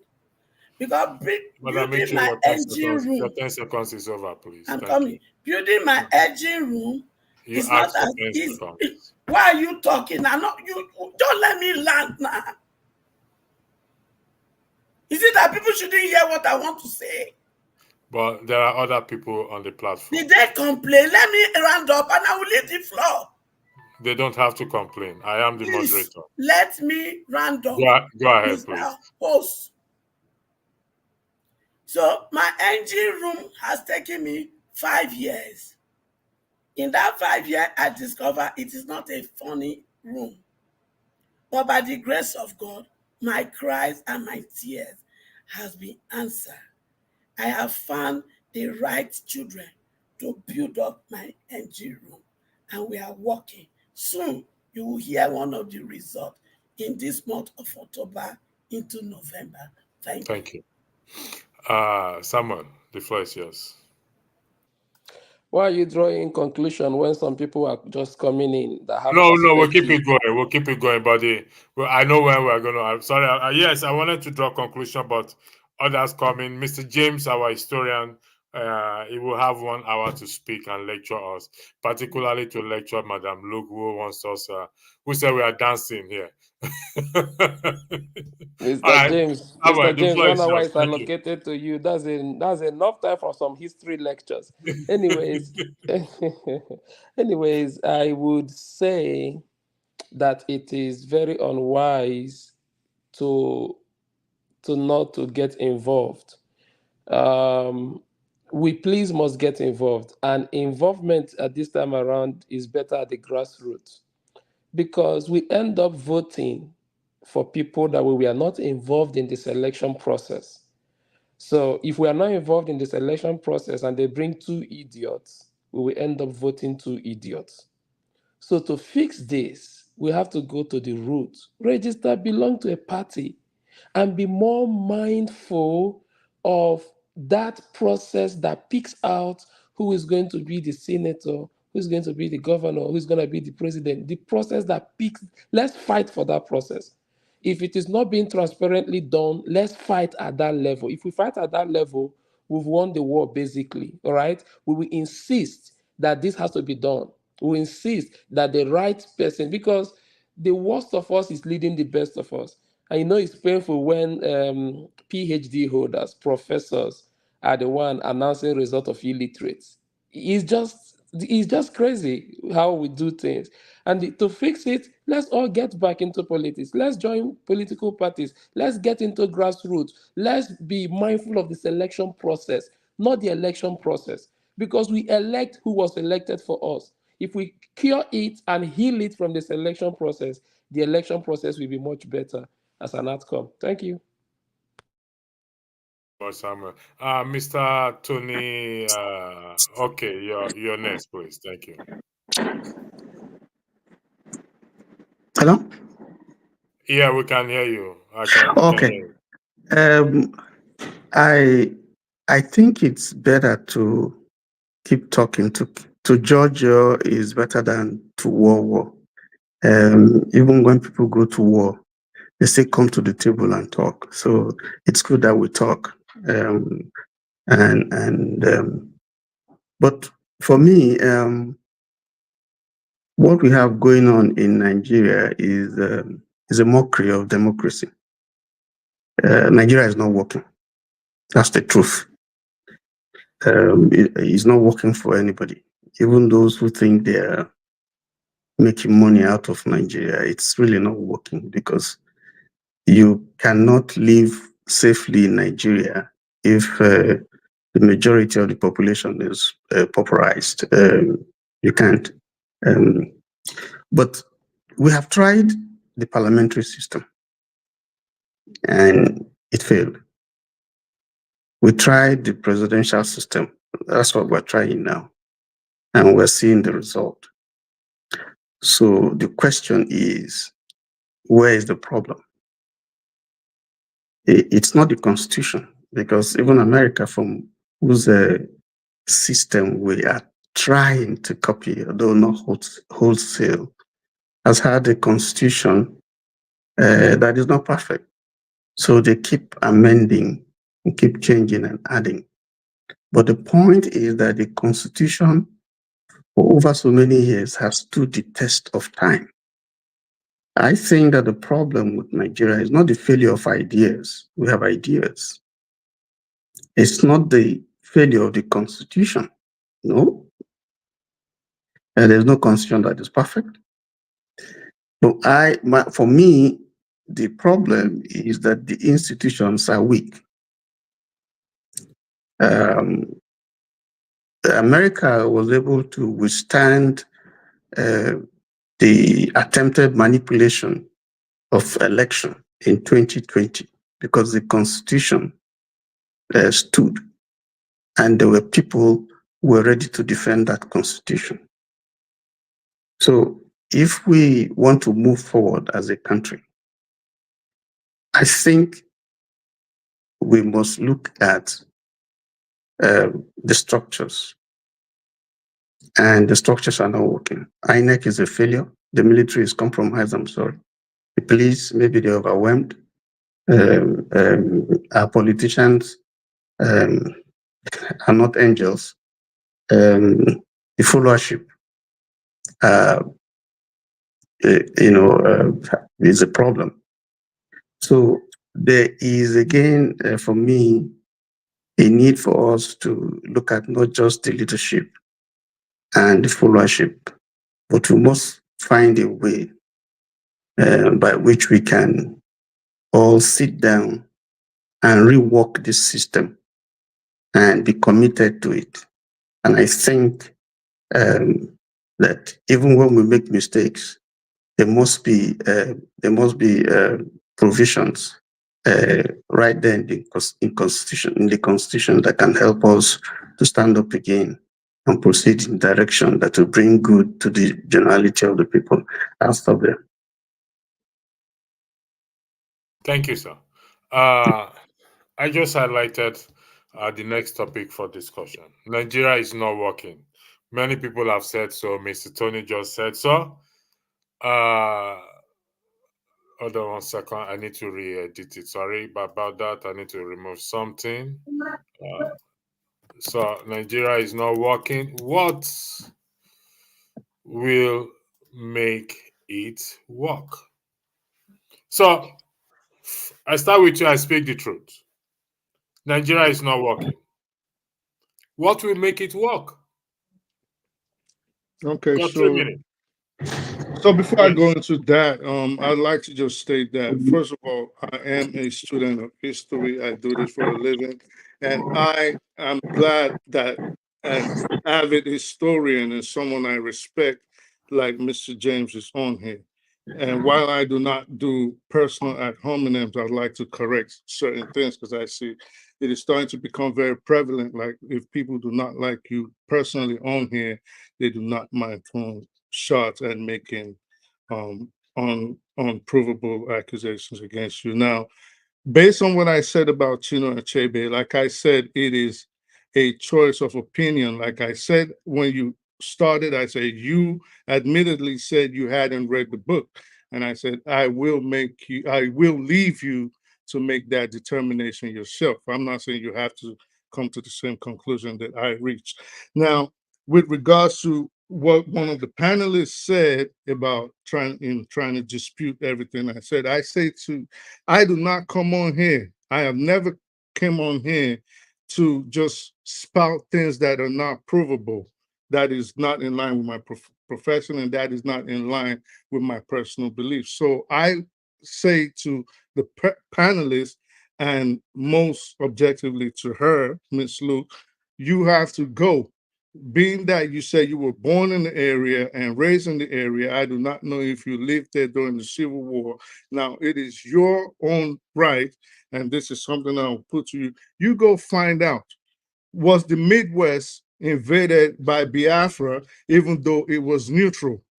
Also go find out, was the governor of the Midwest at the time, David Ejo, replaced by an ethnic Igbo by the Biafran supreme leader, Nnamdi Ojukwu, to rule over the Midwesterners?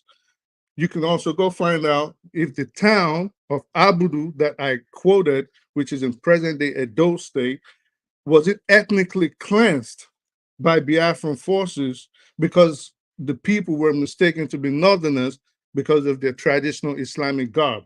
Then you can also go find out, did the Edos themselves resist invasion of the Biafran forces by poisoning the food of the Biafrans, and the Biafrans, on retreating back across the river, raid the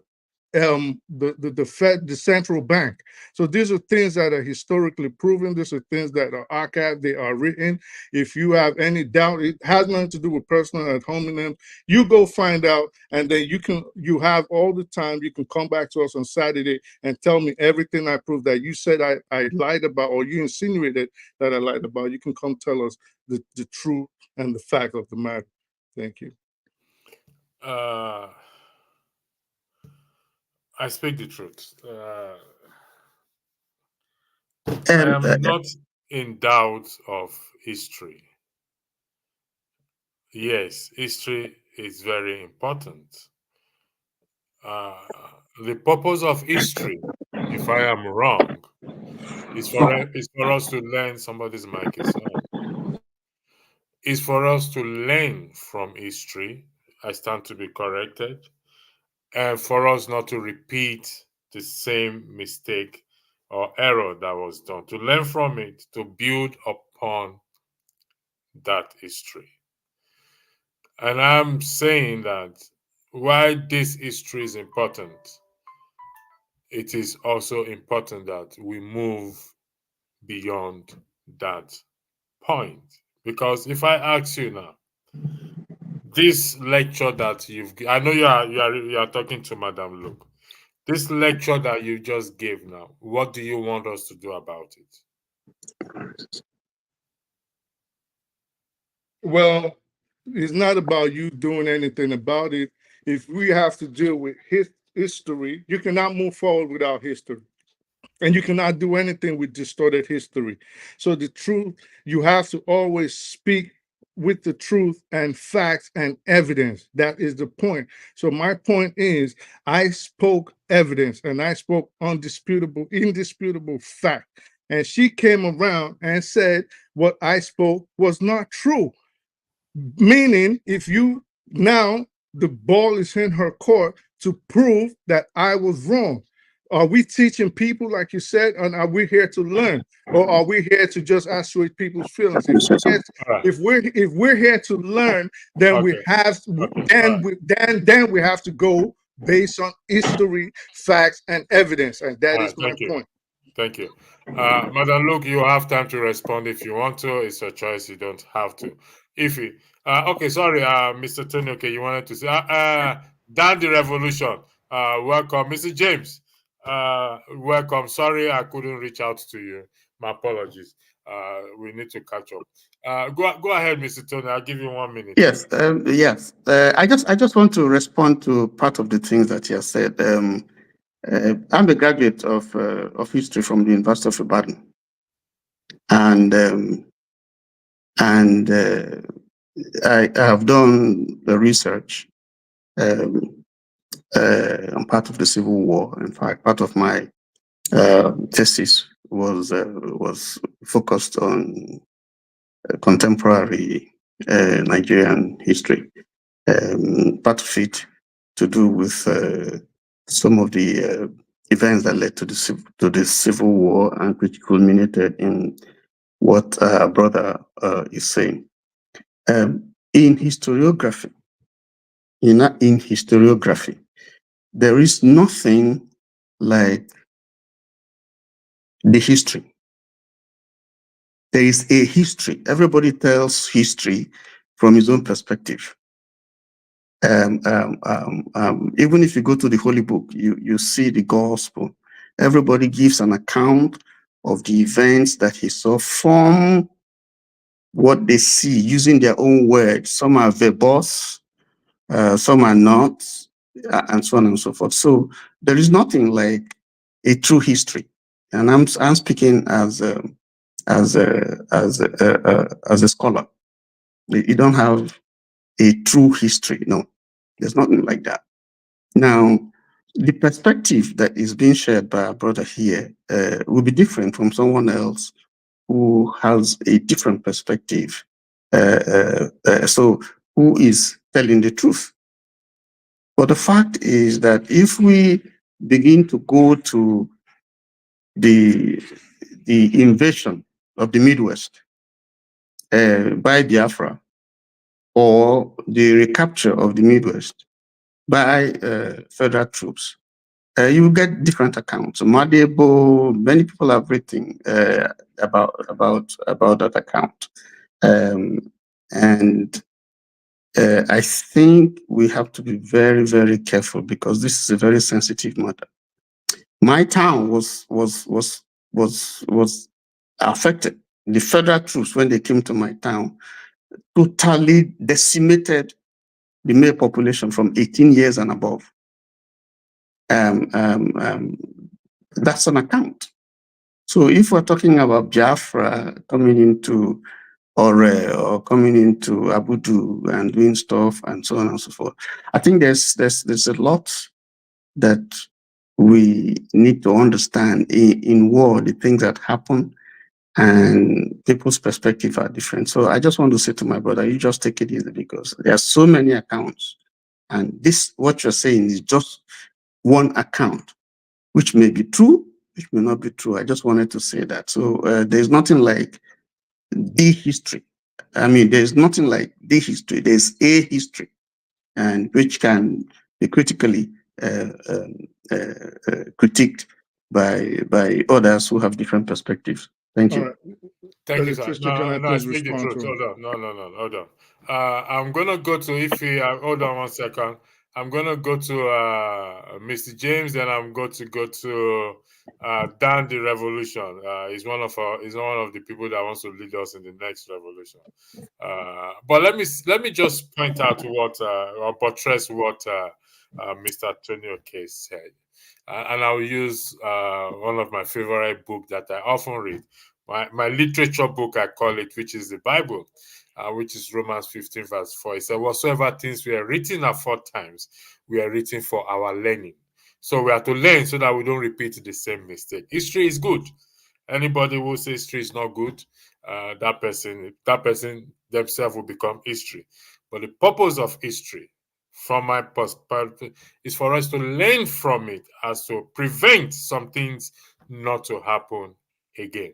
Mr. James, the floor is yours. Thank you. This is a discussion here. Next topic for discussion, Nigeria is not working. But Mr. James, before you go into this topic, I need to highlight something for you earlier by Chino Achebe, how we started the discussion. The intellectual foundation of the Republic of Biafra, a state which the supreme power rests in the body of this citizen. The floor is all yours, Mr. James. Thank you. Yeah, can you hear me, please? We can hear you loud and clear. Yes, I deliberately. You need to speak up a bit, please, Mr. James. Yeah, I deliberately signed in because I was watching you in the background. I was a little bit taken aback by the comments on Biafran invasion of Benin City, of the Midwest. I was a little boy then. My father was living at number 21, Sakmomba Road, less than half a kilometer from Ring Road, the center of the city, opposite St. Matthew's Anglican Church. That's where we were living. When we woke up in the morning, I was preparing to go somewhere, I can't remember. So my father called me back. Sorry, Mr. James, for interjecting. Lion 227, you have to turn on your camera if you want to be brought to the platform. Thank you. Mr. James, I apologize for that. Thank you. Yeah, I was about going out when my father stopped me, called me back, and I could not understand what was going on because I was a little boy. From what I know, when the Biafrans invaded Midwest, there was no massacre. I'm not an Igbo man, neither am I a Benin man, but I was brought up in Benin City. I grew up in Benin City. Culturally, I'm a Benin man, but I belong to a different ethnic group. I'm not a Benin man. There was no massacre in Benin City. Let's call a spade, not a shovel or agricultural tool. Let's call a spade a spade. When the invasion took place, my father took us from Ring Road along Sakmomba Road. We crossed the moat to Upper Sakmomba Road, where we passed the night. Then the following day, he arranged for a vehicle to take us to Delta State, where I come from. He remained in Benin City. While I was in Delta State, my mother said that I was very stubborn, she could not control me. So as a punitive measure, they took me back to Benin City to live with my father, who was working at Ministry of Works and Transport, Sapele Road in Benin City. If the Biafran troops actually committed genocide or they wiped the people out, in the first place, my father wouldn't have stayed there and continued going to work at the Ministry of Works. He was a paymaster in the accounts department of the Ministry of Works. So I lived with him for a good part of the Civil War before my mother and my other brothers and sisters rejoined us in Benin City. That is what I experienced. There was no key. I can't understand how this information got out that there was murder, because from what I understand, when they invaded Benin, they took the state unawares. That is true. If you remember vividly, when the wahala between Yakubu Gowon and Ojukwu was in progress, Midwest said that they are neutral. They are not for Gowon, they are not for Ojukwu. They believe in amicable settlement. So it was a surprise to them that the state was invaded. When they invaded the state, Yakubu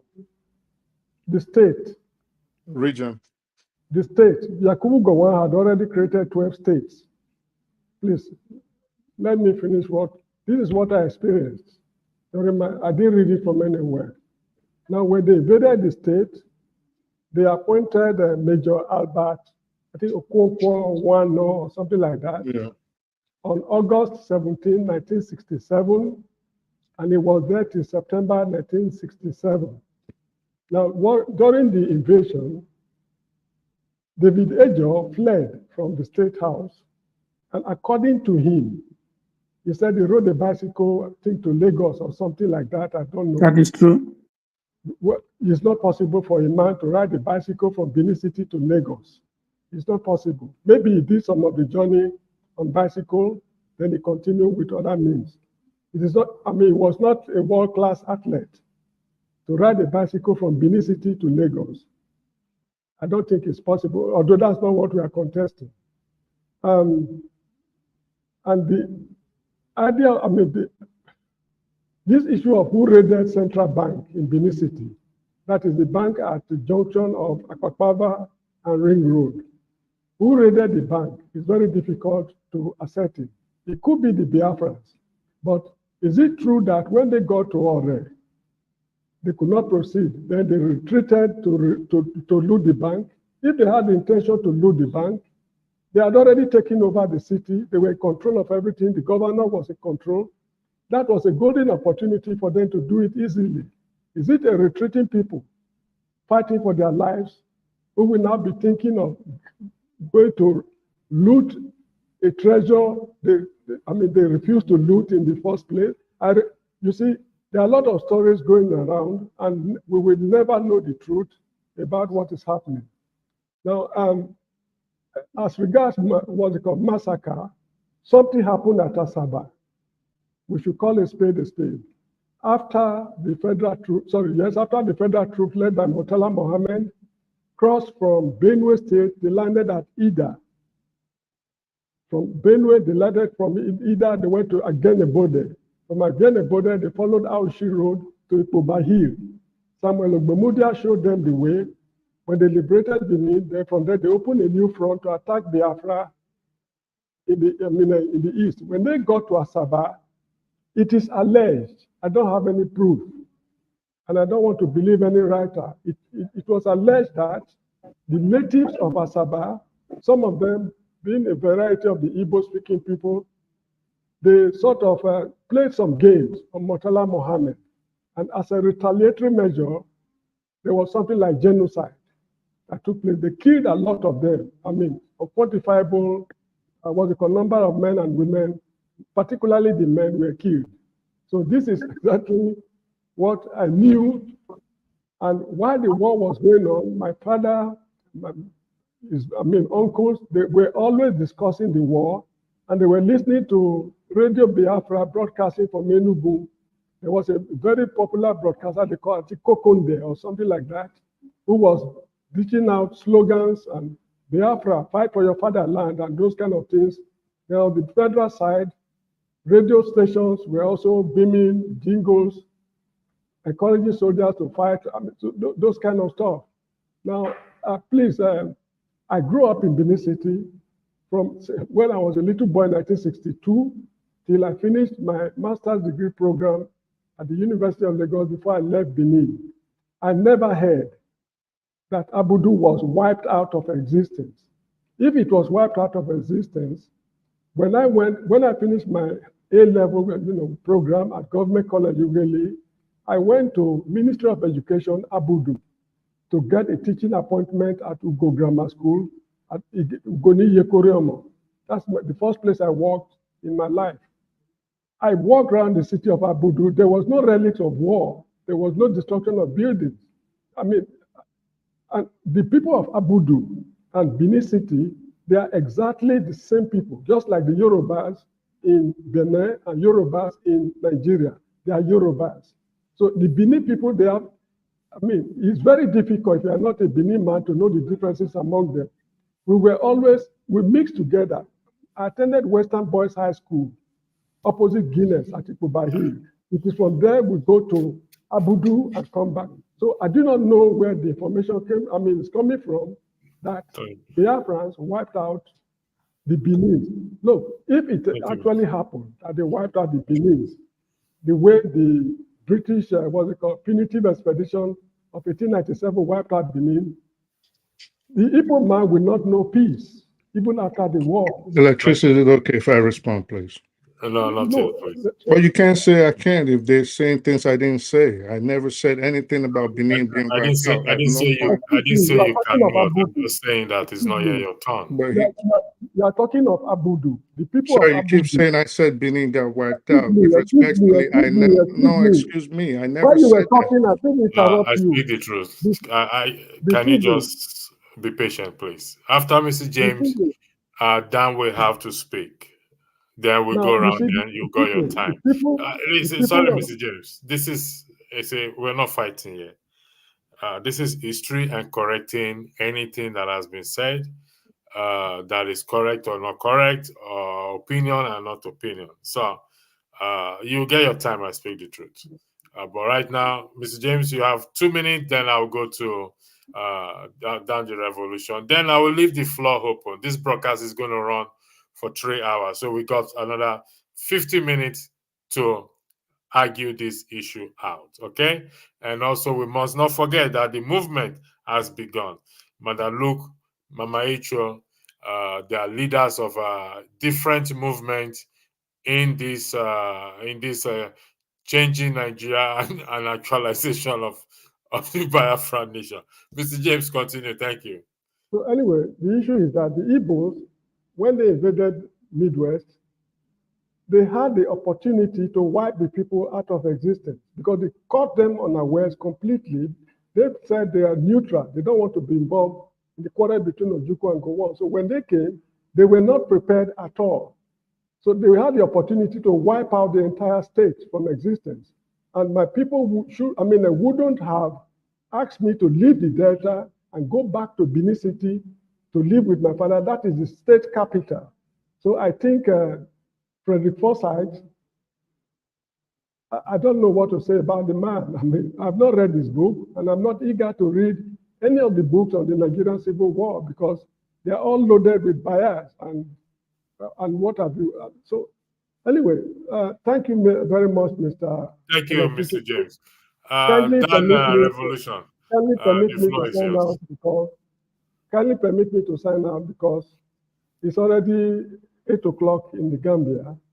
I have to go home. It's already All right, done. Mr. James. Thank you very much for coming on the platform. Yeah, thank you. So please let us try to let's calm down tension. The tension in the country is too high. Although I no longer believe in Nigeria, I want us to come up with a new arrangement, but we should not inflame, we should not set the country on fire because we have people back home in Nigeria.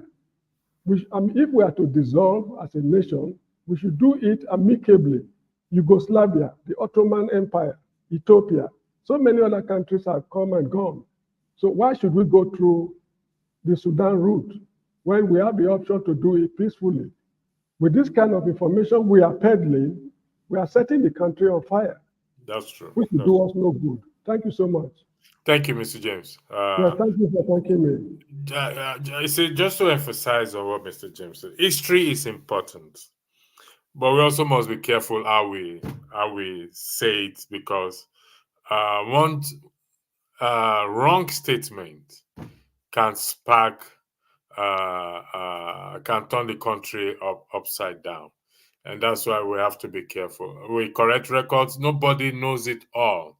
So I can say something here and I can be corrected with evidence or facts. And so this is the reason why we are here. But And I want to thank. Hold on one electricity. second. Hold on one second. I said you have your time to speak. Trust No, me. no, I just want to ask you a question. What is history? Is it based on credible information from sources like authors and historians and governmental archives, or is this something based on people's feelings of, okay, well, this is how I feel because I lived on this street? What is history? Okay.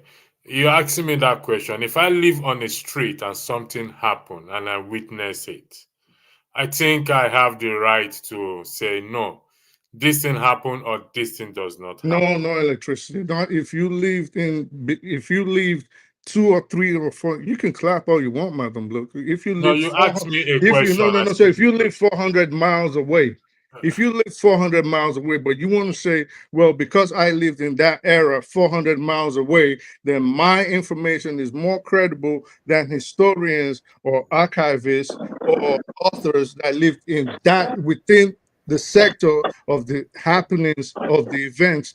You are not more credible than those people. So if you want to say, oh, well, because I was this age, and then whatever you read, it should be discounted. That makes no sense. I can only go based on what we learn. And like Mr. OK said, yeah, and I would hope he doesn't use the Bible as an historical reference next time as an historian, but you would hope that you go based on the verifiable evidence on the ground, which includes written text, archives, recorded incidents. That is how you go. You just don't go based on, well, I feel like this because I lived there All or I right, was born I there. speak the That's truth. not how it works. Okay.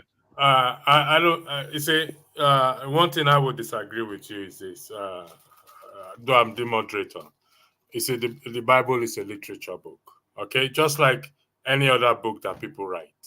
So for you to say someone cannot go by it, another person can turn around to tell you, we can't go by what your own book as well too. That's an historical context. If it's not, The Bible is in a historical context. I read it every time. So if you I want don't us to care argue what it, you read. You can argue all you want as a pastor. That is your prerogative. But the Bible is not. You cannot all right, use it to that is enough. historical Okay, context. Moderator, sir.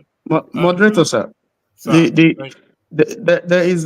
There's a book. There's a book called "What Is History," written by Henry Carr. What is history? And in that book, he. Sorry, sir. Before you continue, Dan, I'm sorry. You are my man. I'll come to you. I'm not forget. Welcome, Ed. Welcome, Stubborn Ekene. Welcome to the platform. No, my name is Ekene, not Stubborn Ekene. Ekene, the no nonsense Papa Ekene. All right, sorry, sir. Go ahead, sir. Kene, welcome. Yeah. How are you? Yeah. Thank you. Yes, I was saying that there's a book actually that is studied in the university. If you're reading, if you're doing history, yeah, it's called "What Is History," and it's written by Henry Carr. So he tries to expose to us what history really is. Like it's been said by the man who tried to make some corrections about invasion of Abudu and stuff like that. Again, I still want to say that there's an unpublished book also by Mr. Justice Obubine, and he was also dealing with the same subject, what is history. This history is a compendium of facts. Fact is in quote, some oral tradition that have been passed from generation to generation, some written documents, some archaeological finds, and so on and so forth. But Obubine, in trying to define it, says that it is an account of what likely is. That's how he puts it. He's not a historian, he's the judge. He was a judge, sorry. And you can't say for certain that this is what happened because you were not there. I just want to keep in that. Thank you, sir. You see, I don't think we should dismiss or have carried this attitude of dismissal. If you go to universities and they study theology. There are professors that study history, even about the Bible. Saying you don't care about, I don't know. Anyway, Dan, the floor is yours. Thank you. Yeah, man. Good evening, ladies and gentlemen. I'm so happy to join in. Fortunately, today I'm off work. I was just relaxing. Suddenly, I saw the program, and I couldn't wait to join in because of the host and some faces I saw there. Ekene, my brother, good evening. Good evening, sir. Mr. Dan. Good to see you. If they say you are stubborn, they've called me a troublemaker here, and it's your boo. No, I know they are just giving us names. Just because of speaking the truth, so don't worry. Don't mind them. Jesus Christ was crucified, so who am I? You see? So sorry, Kenneth, if they're going to crucify you, you will not raise up from the dead. Trust me on that. I mean, I will not even allow anybody to come close. Ifeingwa, Mama Echo, long time no see. Respect to all of you guys.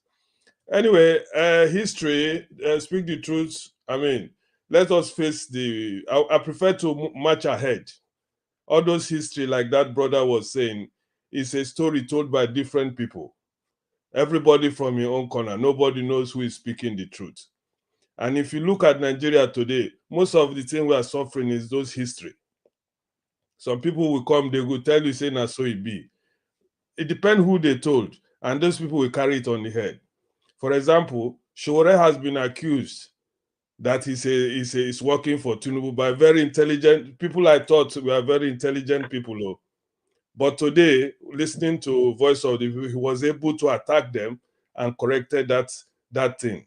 And I'm so happy that he had the opportunity to correct all those lies from people who are jealous of his popularity because he's speaking the truth. The truth Nigeria wants to hear now is what Showore is speaking. You understand? So I just want to just put that aside, you know. Nigeria is not working. That is the topic I came in to join, and I have not so much to say about it, but only to tell you people, dividing Nigeria, in my own opinion, will be the worst thing Nigeria will ever do if they carry it. America is so big. They made their states. They came together. They are not crying to break up. The thing Nigeria needs, ladies and gentlemen, I will make it very clear. What we need in Nigeria is kind of a revolution that will change the system so that we can, when somebody commit offense, he will pay for his offense. So that when there will not be impunity. Because like I always say, like most of you say, and I'm a student of this brother, Dele Farotimi, he will tell you, know your enemies. Like me now, I know my enemies in that country. Nobody, and also yesterday or somebody came, one of these doctors, Dr. Damages normally brings. When they come, they tell you they are so educated, they are this, they are that. It's just like this history thing. They come with their own narrative, how they see it. No offense to them. But for me as a person, the white man has not committed offense in Nigeria. They are businessmen. They give you your percentage. The people who is destroying Nigeria today, forcing us to divide, forcing us to think that dividing Nigeria is the solution, we know them. They are the people enjoying Nigeria today. These people who are causing all this problem, people are now saying, is Nigeria working? Will Nigeria work? Some people have even decided that Nigeria has no future, or how do they call it? There's no redemption in Nigeria. So if there's no redemption in Nigeria, is it breaking up Nigeria, especially at this stage of confusion? And secondly, it will not even work because these people holding us down will never allow Nigeria to break up. They will never allow it. So it's better we fight this follow Showore. And when I say follow Showore, many Nigerians believe in Showore's idea. Maybe we don't have that courage, like he's trying to be the leader, because they always tell us, find a leader. Who is your leader? Now we have a leader. People are telling us now, Showore is this, Showore is that, Showore is Tinubu's child. Showore. You ask for a leader to lead us to the promised land. In history, there's always a leader to lead in the promised land. Okay, let me conclude, because me, I don't like to waste much time. People go don't hear my points. My problem is that the cheating in Nigeria is caused by every part of Nigeria. If you read all these our bad people, Igbo man they there, Hausa man they there, Yoruba they there, all these minorities too, where would they say they be minorities, they there. No justice, no truth. Where the oil is coming from, Nigeria, go there. Nothing is happening there. But there are people from that place who are enjoying. You see? So for me, Nigeria will work, but it will work through revolution that will remove all these criminals from the power, and then we can fix that country. Thank you. Thank you very much. Ed, welcome. Again, welcome. Mr. Murray, welcome. The three of you have not spoken. I have to give you some time as well too. This Friday, we will be having another debate in the United States of Nigeria. I think Dan went a little bit into it, and we will be having another debate. On Saturday, the women's segment return, and we will be having a guest as well too. That will grace the occasion for us. We're expecting two guests, but at the moment only one has acknowledged, agreed to be on the show. So it's going to be interesting. Apology for last week Saturday that it didn't hold. So I'm going to give you some time. You'll be there for. If you're not ready, I'll go to. I don't know who came first. I think Ed came before you, or he came before Ed. I don't know. I think I came before him, but he can go if he's ready. Go ahead. I think I'm not sure. So, all right, Ed, the floor is yours. We'll go to Kenneth. Let Tiffy go. She's the one who's supposed to speak now, right? If he's not ready, okay, she's not ready. Oh, no, right, she's not ready. So, very good conversations going on here. I actually came. You know what? No, you know what, Andrew, I don't want to get upset this evening, so let me quietly leave. What did I do just now? You're not ready. I give you the phone. I don't understand. What happened? Did I do anything? All right. Why should you say she's not ready when she's on the screen and she has waited for this long? She's Oh, been ready no, for. I She's didn't been know. All ready you for a should have while. said was, Ify, the floor is yours. Honestly, I thought she was distracted. She was looking somewhere else. Yeah, We you all should have to have look to. somewhere else because we cannot sit down here and be staring at the screen forever. We got I to do think he something actually else said, when it comes he to our actually turn. said, he actually started by saying, if he is ready. I think because he didn't hear any No. response There's no from. if. The floor is yours. Take the floor, Ify. Then if she's Yeah. not ready, then you can take her out. Okay, Yeah, my apologies, Ify. I was surprised that she wasn't speaking, to be honest. I wanted to tell her. I actually thought she was frozen. That's why I kept talking, because I was like, if he Electricity, when will my turn come? I think it's just a misunderstanding, you know. I'm sorry. If you are hearing me, my I'm sorry. apologies. If please, if you come back, you can take the floor. I actually thought she was frozen, and I thought. Yeah, honestly. Yeah. You've not answered me. When is my turn coming up? After Ed, Kenneth will speak, Mr. Murray will speak, then we'll go to the closing argument. So. It's okay, Sorry, let me say this. Mr. Murray, please drop Let me say something. Wait, let me finish. I have been on this show, on many shows. Before it takes you time to click over, sometimes there's a delay. So people are expecting you to click like a robot in seconds. You got to give them time to jump on. Well, sorry, Madam Luke. It's just a misunderstanding. It's not like it was deliberate. Mr. Murray, can you please drop your number at the private chat for me? Yeah, I already gave you my number about 2 weeks ago. You did? Sorry. Yeah, you have my number. All right, thank you, my dear. Okay, You're welcome. yes. So it's been a very great conversation, and the reason why I actually came was because of something I heard. I heard about Abudu and that region and all that happened. I happen to be from that area. Abudu is actually my local government headquarters. So if you want to really I mean, Mr. James has already said most of it. He lived it, right? So it's not like Abudu to Benin is like 400 miles. If the road was good, it's about 30 minutes or even less, right? So, and if you really understand the structure of Edo State, Abudu is that part of Edo State that's close to the Ika-speaking part of Delta.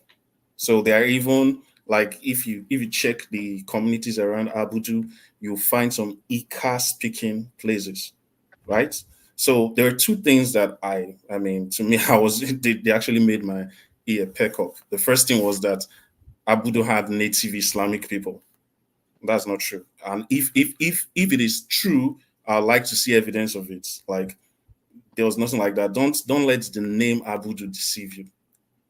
It's just, I mean, maybe one of those old. And by the way, Abudu is actually a Benin-speaking part of Edo State. It's one of those. Is in one of the Benin-speaking local governments. So that's one. Secondly, I wasn't born then, but what my father, the story I've heard from my parents, when they talk about the old Biafra war, was that this was an invading army from the eastern part of the country, right? They'll definitely go through the eastern part of Edo State, which would be the western part of Delta State. That's how they're going to come. They're going to go through from Onitsha, Delta, Onichubo. What's the name of this other place? I'm trying to remember. But anyway, Okpanam. Exactly. They'll go through that part and then they'll head through Abudu. That's if they are coming through the western parts of Delta State. And as they were coming, what my father said was that everybody started running because this was an invading army. But my father never reported to me of any sort of massacre. And yes, it is historical that a Republic of Benin was established by the Biafran army. That's true. And they actually did that. Yes, even though it's true that they put an Igbo man in charge of it, but the thing was they did it that out of respect for the history of Benin, right? So that's what I know. If there is something contrary as to maybe Abudu being as in having native Islamic folks there, I would like to know. I would like to know more. Again, whoever gives me information would actually be helping me know more about my history. But as far as I know, there's nothing like that. As far as the massacre, the only massacre that I can remember that happened was the massacre of Asaba. Right? That's something that everybody. It's actually historical. So if there is like literature that says otherwise, it would be good to know. But at the end of the day, I think this all boils down to what we are as a nation. I'm glad that the next topic that's lined up is the United States of Nigeria, right? I'm for a united Nigeria where every ethnic group is able to express themselves and not feel cheated. A united Nigeria that's equitable, but I can see why some people would want to pull out, because the truth is, instead of us to understand the pains that our fellow Nigerian they're going through, we always try to minimize it. So I feel like yes, we can all agree that the Igbo people have gone through a lot of issues in Nigeria, that they've been oppressed, that they've gone through a lot. It doesn't take away the fact that we can still fight for a united Nigeria. So those two things can be true. It shouldn't be that every time we just hear the Igbo man cry, we want to like silence that cry or just make arguments to, undermine their struggle or whatever their agitation is. So those two truths can be true. Yes, they've been oppressed. Yes, we can still, look to having a united Nigeria that's equitable. So that's what I just came to. That's the bit I came to give. Thank you. Thank you, Ibe. You see, talking about credibility of history, an historian or author of a book usually are not the primary source of the history. They are categorized as the secondary source. Before an historian can put something down, he has to go to the primary sources and gather information.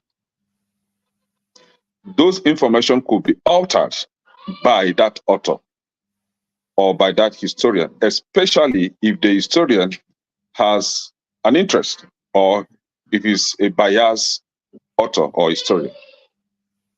So if I, for example, want to know what is happening in the northeast of Nigeria today, I will go to Borno State, that area, that locality that the Fulani herdsmen are invading, and get the information from the locality, from the people that witness it. Currently, today, in Enugu State, coal is being mined in Enugu State. On a daily basis, coal is being mined in Enugu State. And you know why? The people, the hosts of that area, were invaded by Fulani herdsmen, sponsored by the Nigerian government. Today, the people left the place, they vacated the place, and it is surrounded by Fulani and Nigerian army. And every day, coal is being mined from that locality free of charge. So if I want to get an information, I will go to that locality and get that information. Matter of fact, just yesterday, I spoke with somebody from that village, and he gave me a real account of what happened to them. They are homeless today. And this is the same country that you and I live. And then tomorrow, one Fulani man will write a book and claim that he knows more than the people. And these are the people that my brother, I speak the truth, would trust more than the actual victims. Now, if I want to give an account of what happened during Biafran War, I will listen to my grandfather, who was very active in the line of duty. I will listen to my father, who was very active in the struggle. These are the people I will listen to. And maybe I will listen to my mother because they moved from one place to the other because of their father's involvement in the process. Now, it is very easy to try to cause problem between brothers or between proximate neighbors. And these mischief people are usually the ones that will call themselves educated people or historians. And before you know it, federal government will start giving them awards for being very outstanding. Because why? They are writing something that will favor the federal government. In extension, the Fulani cabal or the haters of Ndibo. So when it comes to Edo State, it's either I would define Edo, the relationship between Edo people and Igbo people in two ways. Now choose one. It's either we are brothers somehow, or we are proximate neighbors. Obviously, we are proximate neighbors, but I don't know if we are related bloodline. But these people that will come and write history and the likes of I speak the truth to believe them are the problem. I mean, confusion causing problem, people. People that want to create enmity between the Igbo people and the Edo people. The people from Edo, Abudu, is telling you that such a thing did not happen. You don't have to argue with them. And I've never heard of anything like that. The only thing that I heard was there was a massacre in Asaba because of Ahmadu Bello. The people of Asaba, they thought that the war has ended and it is now time for peace. Then they came out to, kind of maybe host the Nigerian army. I don't know, but they were dancing a kind of celebration to the end of the war. And a lot of them, most of them were massacred in retaliation to the killing of Ahmadu Bello. So this is the only thing that I heard. So please, I want us to begin to disabuse our mind against, against all these fake narratives of fake history. It never happened. I've never heard it. Like Eddie said, if it has happened, it should be online. Everybody will see it. Not one God-forsaken historian that we don't even know or author begin to write rubbish against two brothers or against proximate neighbors just to cause division. Look at what happened during this election. Just few weeks before the election. Kata problem everywhere. Igbo people this, Edo people this, Igbo people, just to cause confusion. Have you heard about that again? Soon after the election? Have you heard about the Igbo people threatening Edo or Edo threatening Igbo again? This is how the politicians play our fragile emotions. We start dancing, creating enmity, hating each other, killing ourselves for nothing. So please, if we want to go about telling history, sometimes I would prefer hearing from the victims than hearing from one third party or secondary account. No, I don't do that. So the Biafran war has come and gone, but the Biafra is still existing. And what we are talking about now is how to have achieved that Biafra once again. If the initial people, state or ethnic groups that made up Biafra are now saying that they don't want to be part of Biafra, that is fine. You can go and have your own. All we are seeking for is peace and harmony among us humans. We don't want to be living like wild animals in the jungle, just as it is in Nigeria today. We want a peaceful atmosphere where we all live and thrive as human beings. That's what you're asking for. Yeah, thank you. We started this broadcast with this statement that is being highlighted on the screen. The topic is "We are all Biafrans," in light with these statements. Whether Achebe is considered as a bigotry or as a arm robber, whatever it is, but none of us here disagree with this statement. Because this is all what we want. It doesn't matter where we are, whether we are in, whether we see ourselves as Nigerians, Biafrans, Ududua, whatever it is. This is what we'll be crying for if a state which the supreme power rests in the body of citizens. And I love history, and I love when we'll correct the record in terms of history. And so thank you for that submission. Mr. Murray, you next, please. The floor is yours. This is we're running this broadcast. Okay, go ahead, Mr. Murray, please.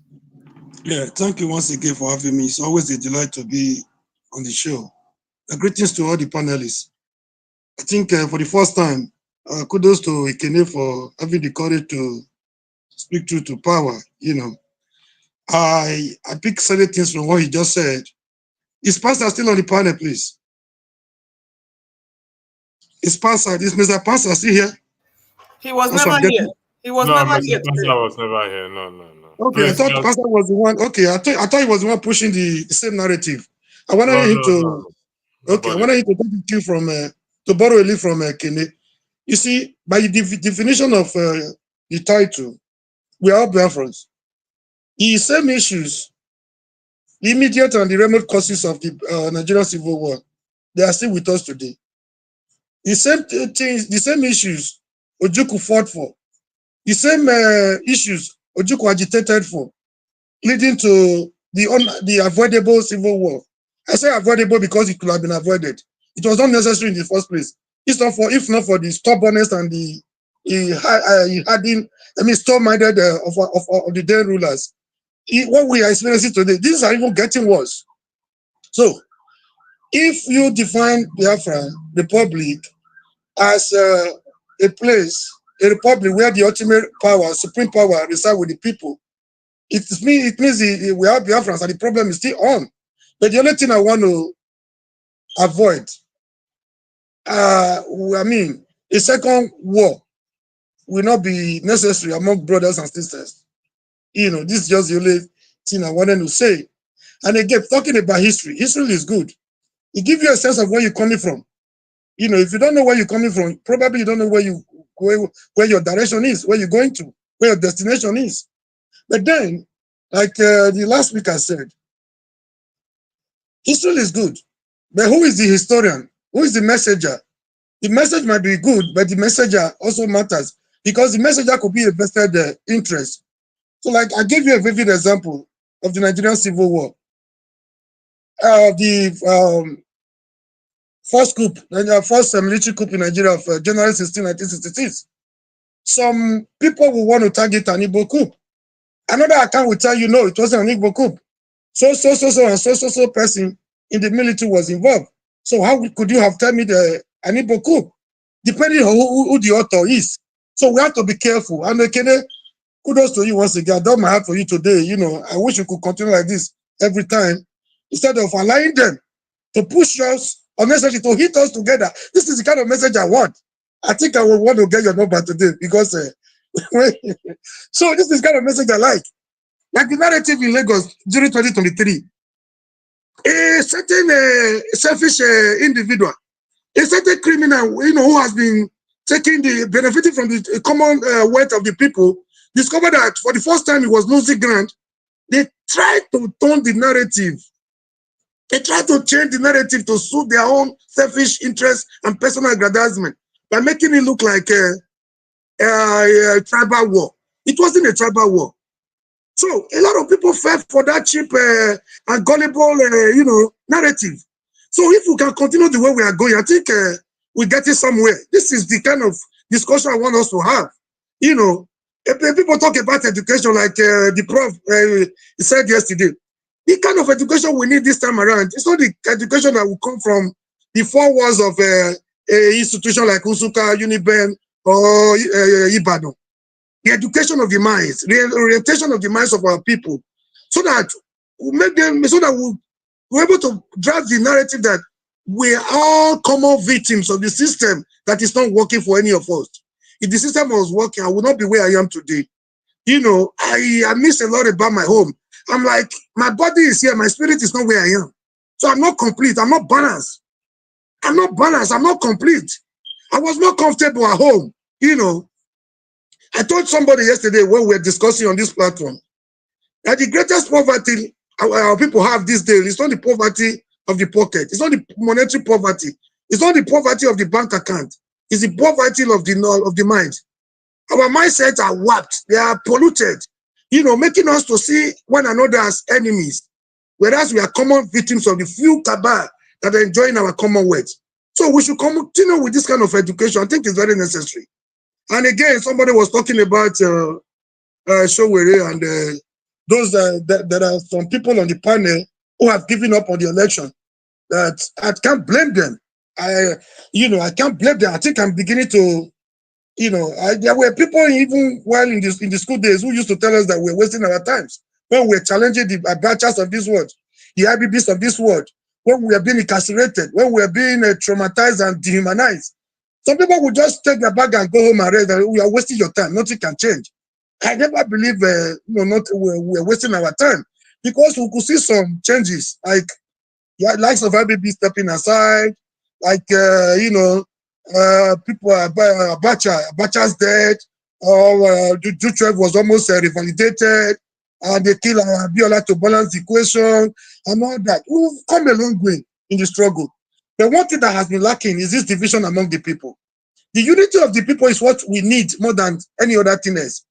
The people that are united, nothing can defeat the people that are united together. That is why they will do everything humanly possible to hit Omorio against Ekene, to hit Ekene against Mama Echo, to hit Mama Echo against electricity. Because we are divided, we become gullible, and we'll make it easier for them to rule over us. That is what they will do. They will go to any length. They will bring money. They will bring religion. They will bring tribalism. They will bring anything possible to divide us. And we will be here arguing among ourselves and who was wrong about the civil war and who was right. That is not where we are right now. They have made their own mistakes. The same way, the same politics they play among Zik, Nahoro, Awolowo, and the rest of them. Because before brothers will sit down in a room to discuss the way forward, things that would benefit the common man, somebody has already polluted their mind somewhere. So before the meeting, they have already disagreed, even before they hear from one another. So we should avoid that kind of, that one was orchestrated by the colonial masters. We call it the principle of divide and rule. They will invite Awolowo. Have you heard from your brother Zik? He was with us yesterday. Look at making two brothers see themselves as enemy. By the time they come out to discuss, they're already having animosity. They're already having misfeelings. They're already having hate and bitterness among themselves, even before they sit down to speak, because somebody has already polluted their mind against one another. So we should try and avoid this narrative, please. And if we continue to talk like this, I think there will be light at the end of the tunnel. For those that are giving up on the election, I don't blame them. Based on what has just happened based on what happened in 2023 presidential election, corroborated by what just happened in Edo State, it is clear to the blind and obvious, and I think it is audible to the deaf that the freedom we need will not come through the ballot. Now, the question is, the argument here about last week was Obi, credible fellow, has the capacity, has the competence, he has everything. But then, those qualities will not transcend into authority, or into governance or leadership if he does not have the opportunity, if he does not have the authority to bring those qualities to bear. Now, we have another alternative, Showere. Obi being a gentleman, Showere being a rugged man. No matter how you see him, some people see him as too arrogant. If you applaud what Mandela did in South Africa, if you applaud what Martin Luther King did in America, you applaud what Thomas Sankara did in his own country, you come in here to say Showere is too arrogant. I think you've known. I think you have to go back to history to see, to know more about what they did to get to where they were. So my point is, what comes first? Election, if nothing is done between now and 2027. For the likes of Tinubu, 2027 is a done deal. They have gone beyond what they said in Edo. After Edo, they're going to use the same template in Ondo. After Ondo, they're going to Anambra. So if we wait for election 2027, we are wasting our time. It's going to be an effort in futility. So the discussion now is, to further the discussion, what do we do between now and 2027? So the man that has the courage to take on the existing cabal is there right now. He jumped from his comfort zone in New Jersey into the lion's den. How do we support this guy? So that he might not even necessarily be the president. Those that are scared because of jealousy or tribal background, do not be scared. He might not be the president. Shogore might not be the president. But he's ready to be the catalyst. He's ready to put everything on the line. His family, his life, his business, his agent mother, he doesn't Thank you very How do much. you support this man to clear the ground so that the so much qualities you cherish in Obi can continue to come in? Thank you and God bless you. Thank you. This Friday again, I would like to announce that we're going to be having another debate. We couldn't get a concession last week Friday, but we're going to have another debate again this Friday at 10:30 Nigerian time, 5:30 New York time, if I'm correct. And on Saturday, the ladies segment is back with a guest or with more than one guest, depending on how it goes. And so we're back in full swing. Yeah, welcome. The floor is yours. Electricity, sorry. That lady segment, I like to watch it, but we don't used to see their faces now. Yes, the reason for that is because it's to encourage more ladies who wants to join and don't want. So it's just to encourage. Is it my Sometimes turn? we discuss. No, I want to give CM the floor first, please. CM, the floor is yours. Thank you. CM, can you hear me? Okay. Yeah, I can hear you. I don't know whether I'm coming out loud and clear. Am I? Yeah, you are loud and clear.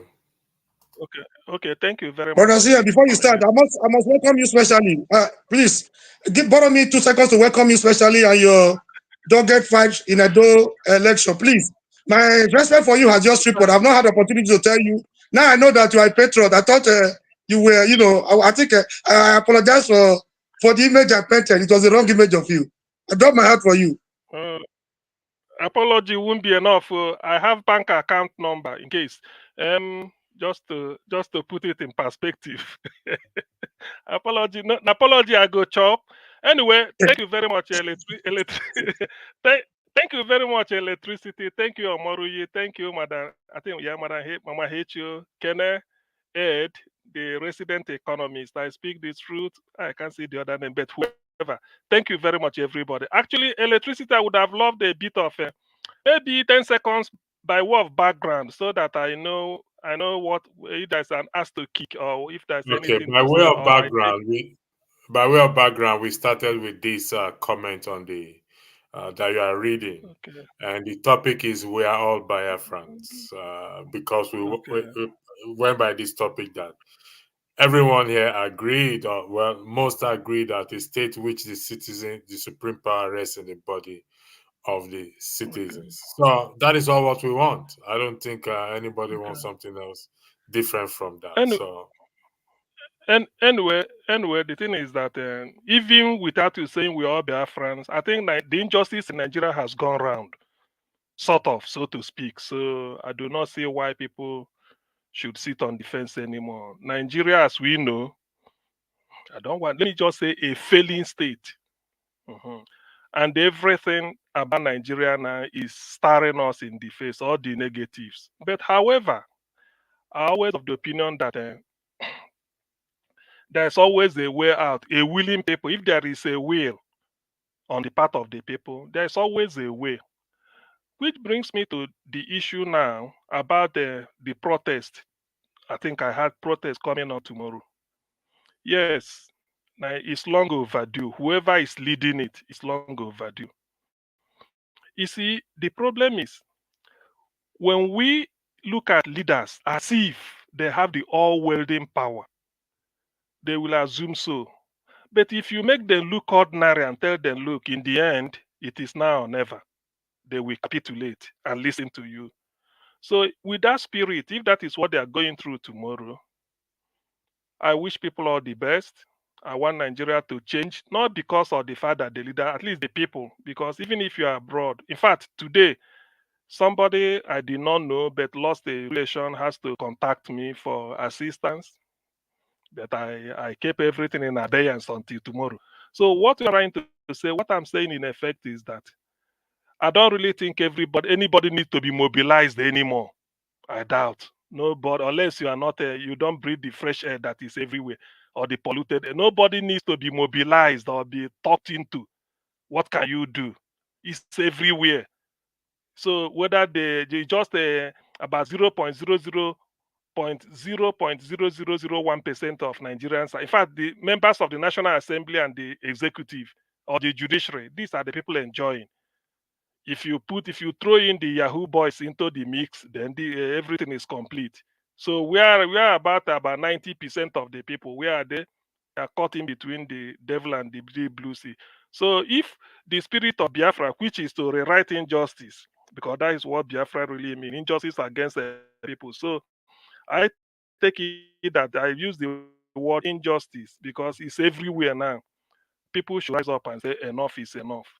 One thing I also know is that with a unity of purpose, there is no way people cannot sack this inept leadership that has been holding Nigerians hostage for quite a long time now, and is quite unbecoming. I remember Akpabio saying the other time, if you like, go and protest, we'll be in our house and eating or enjoying. That is the height of insensitivity. You are telling people which means you have food to enjoy. Why those people coming out to protest are hungry? So you are trying to tell them that you don't care. So that alone is enough to trigger a revolution if the people want it that way. But I feel the way. So to me, I don't really need to revisit whatever. The injustice is common now. There's no part that won't tell you they're not having it. Nobody is having it easy. So because of that, there's always the need for when we are having something in common, then we could, how do they say it? If we are equal, we negotiate. If you are stronger than me, I surrender. If I'm stronger than you, I oppress you.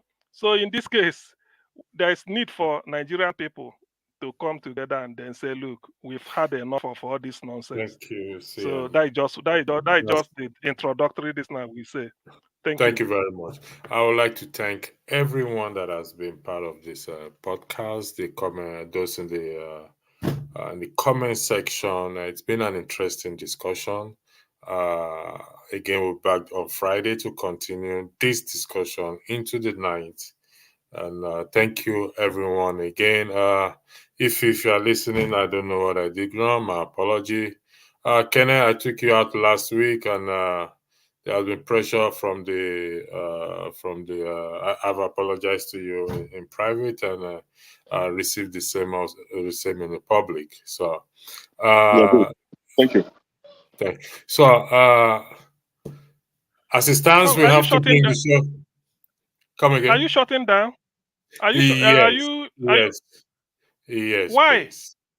Because that is a new regulation, 3 hours maximum, please. But you told me after one person, there is my turn.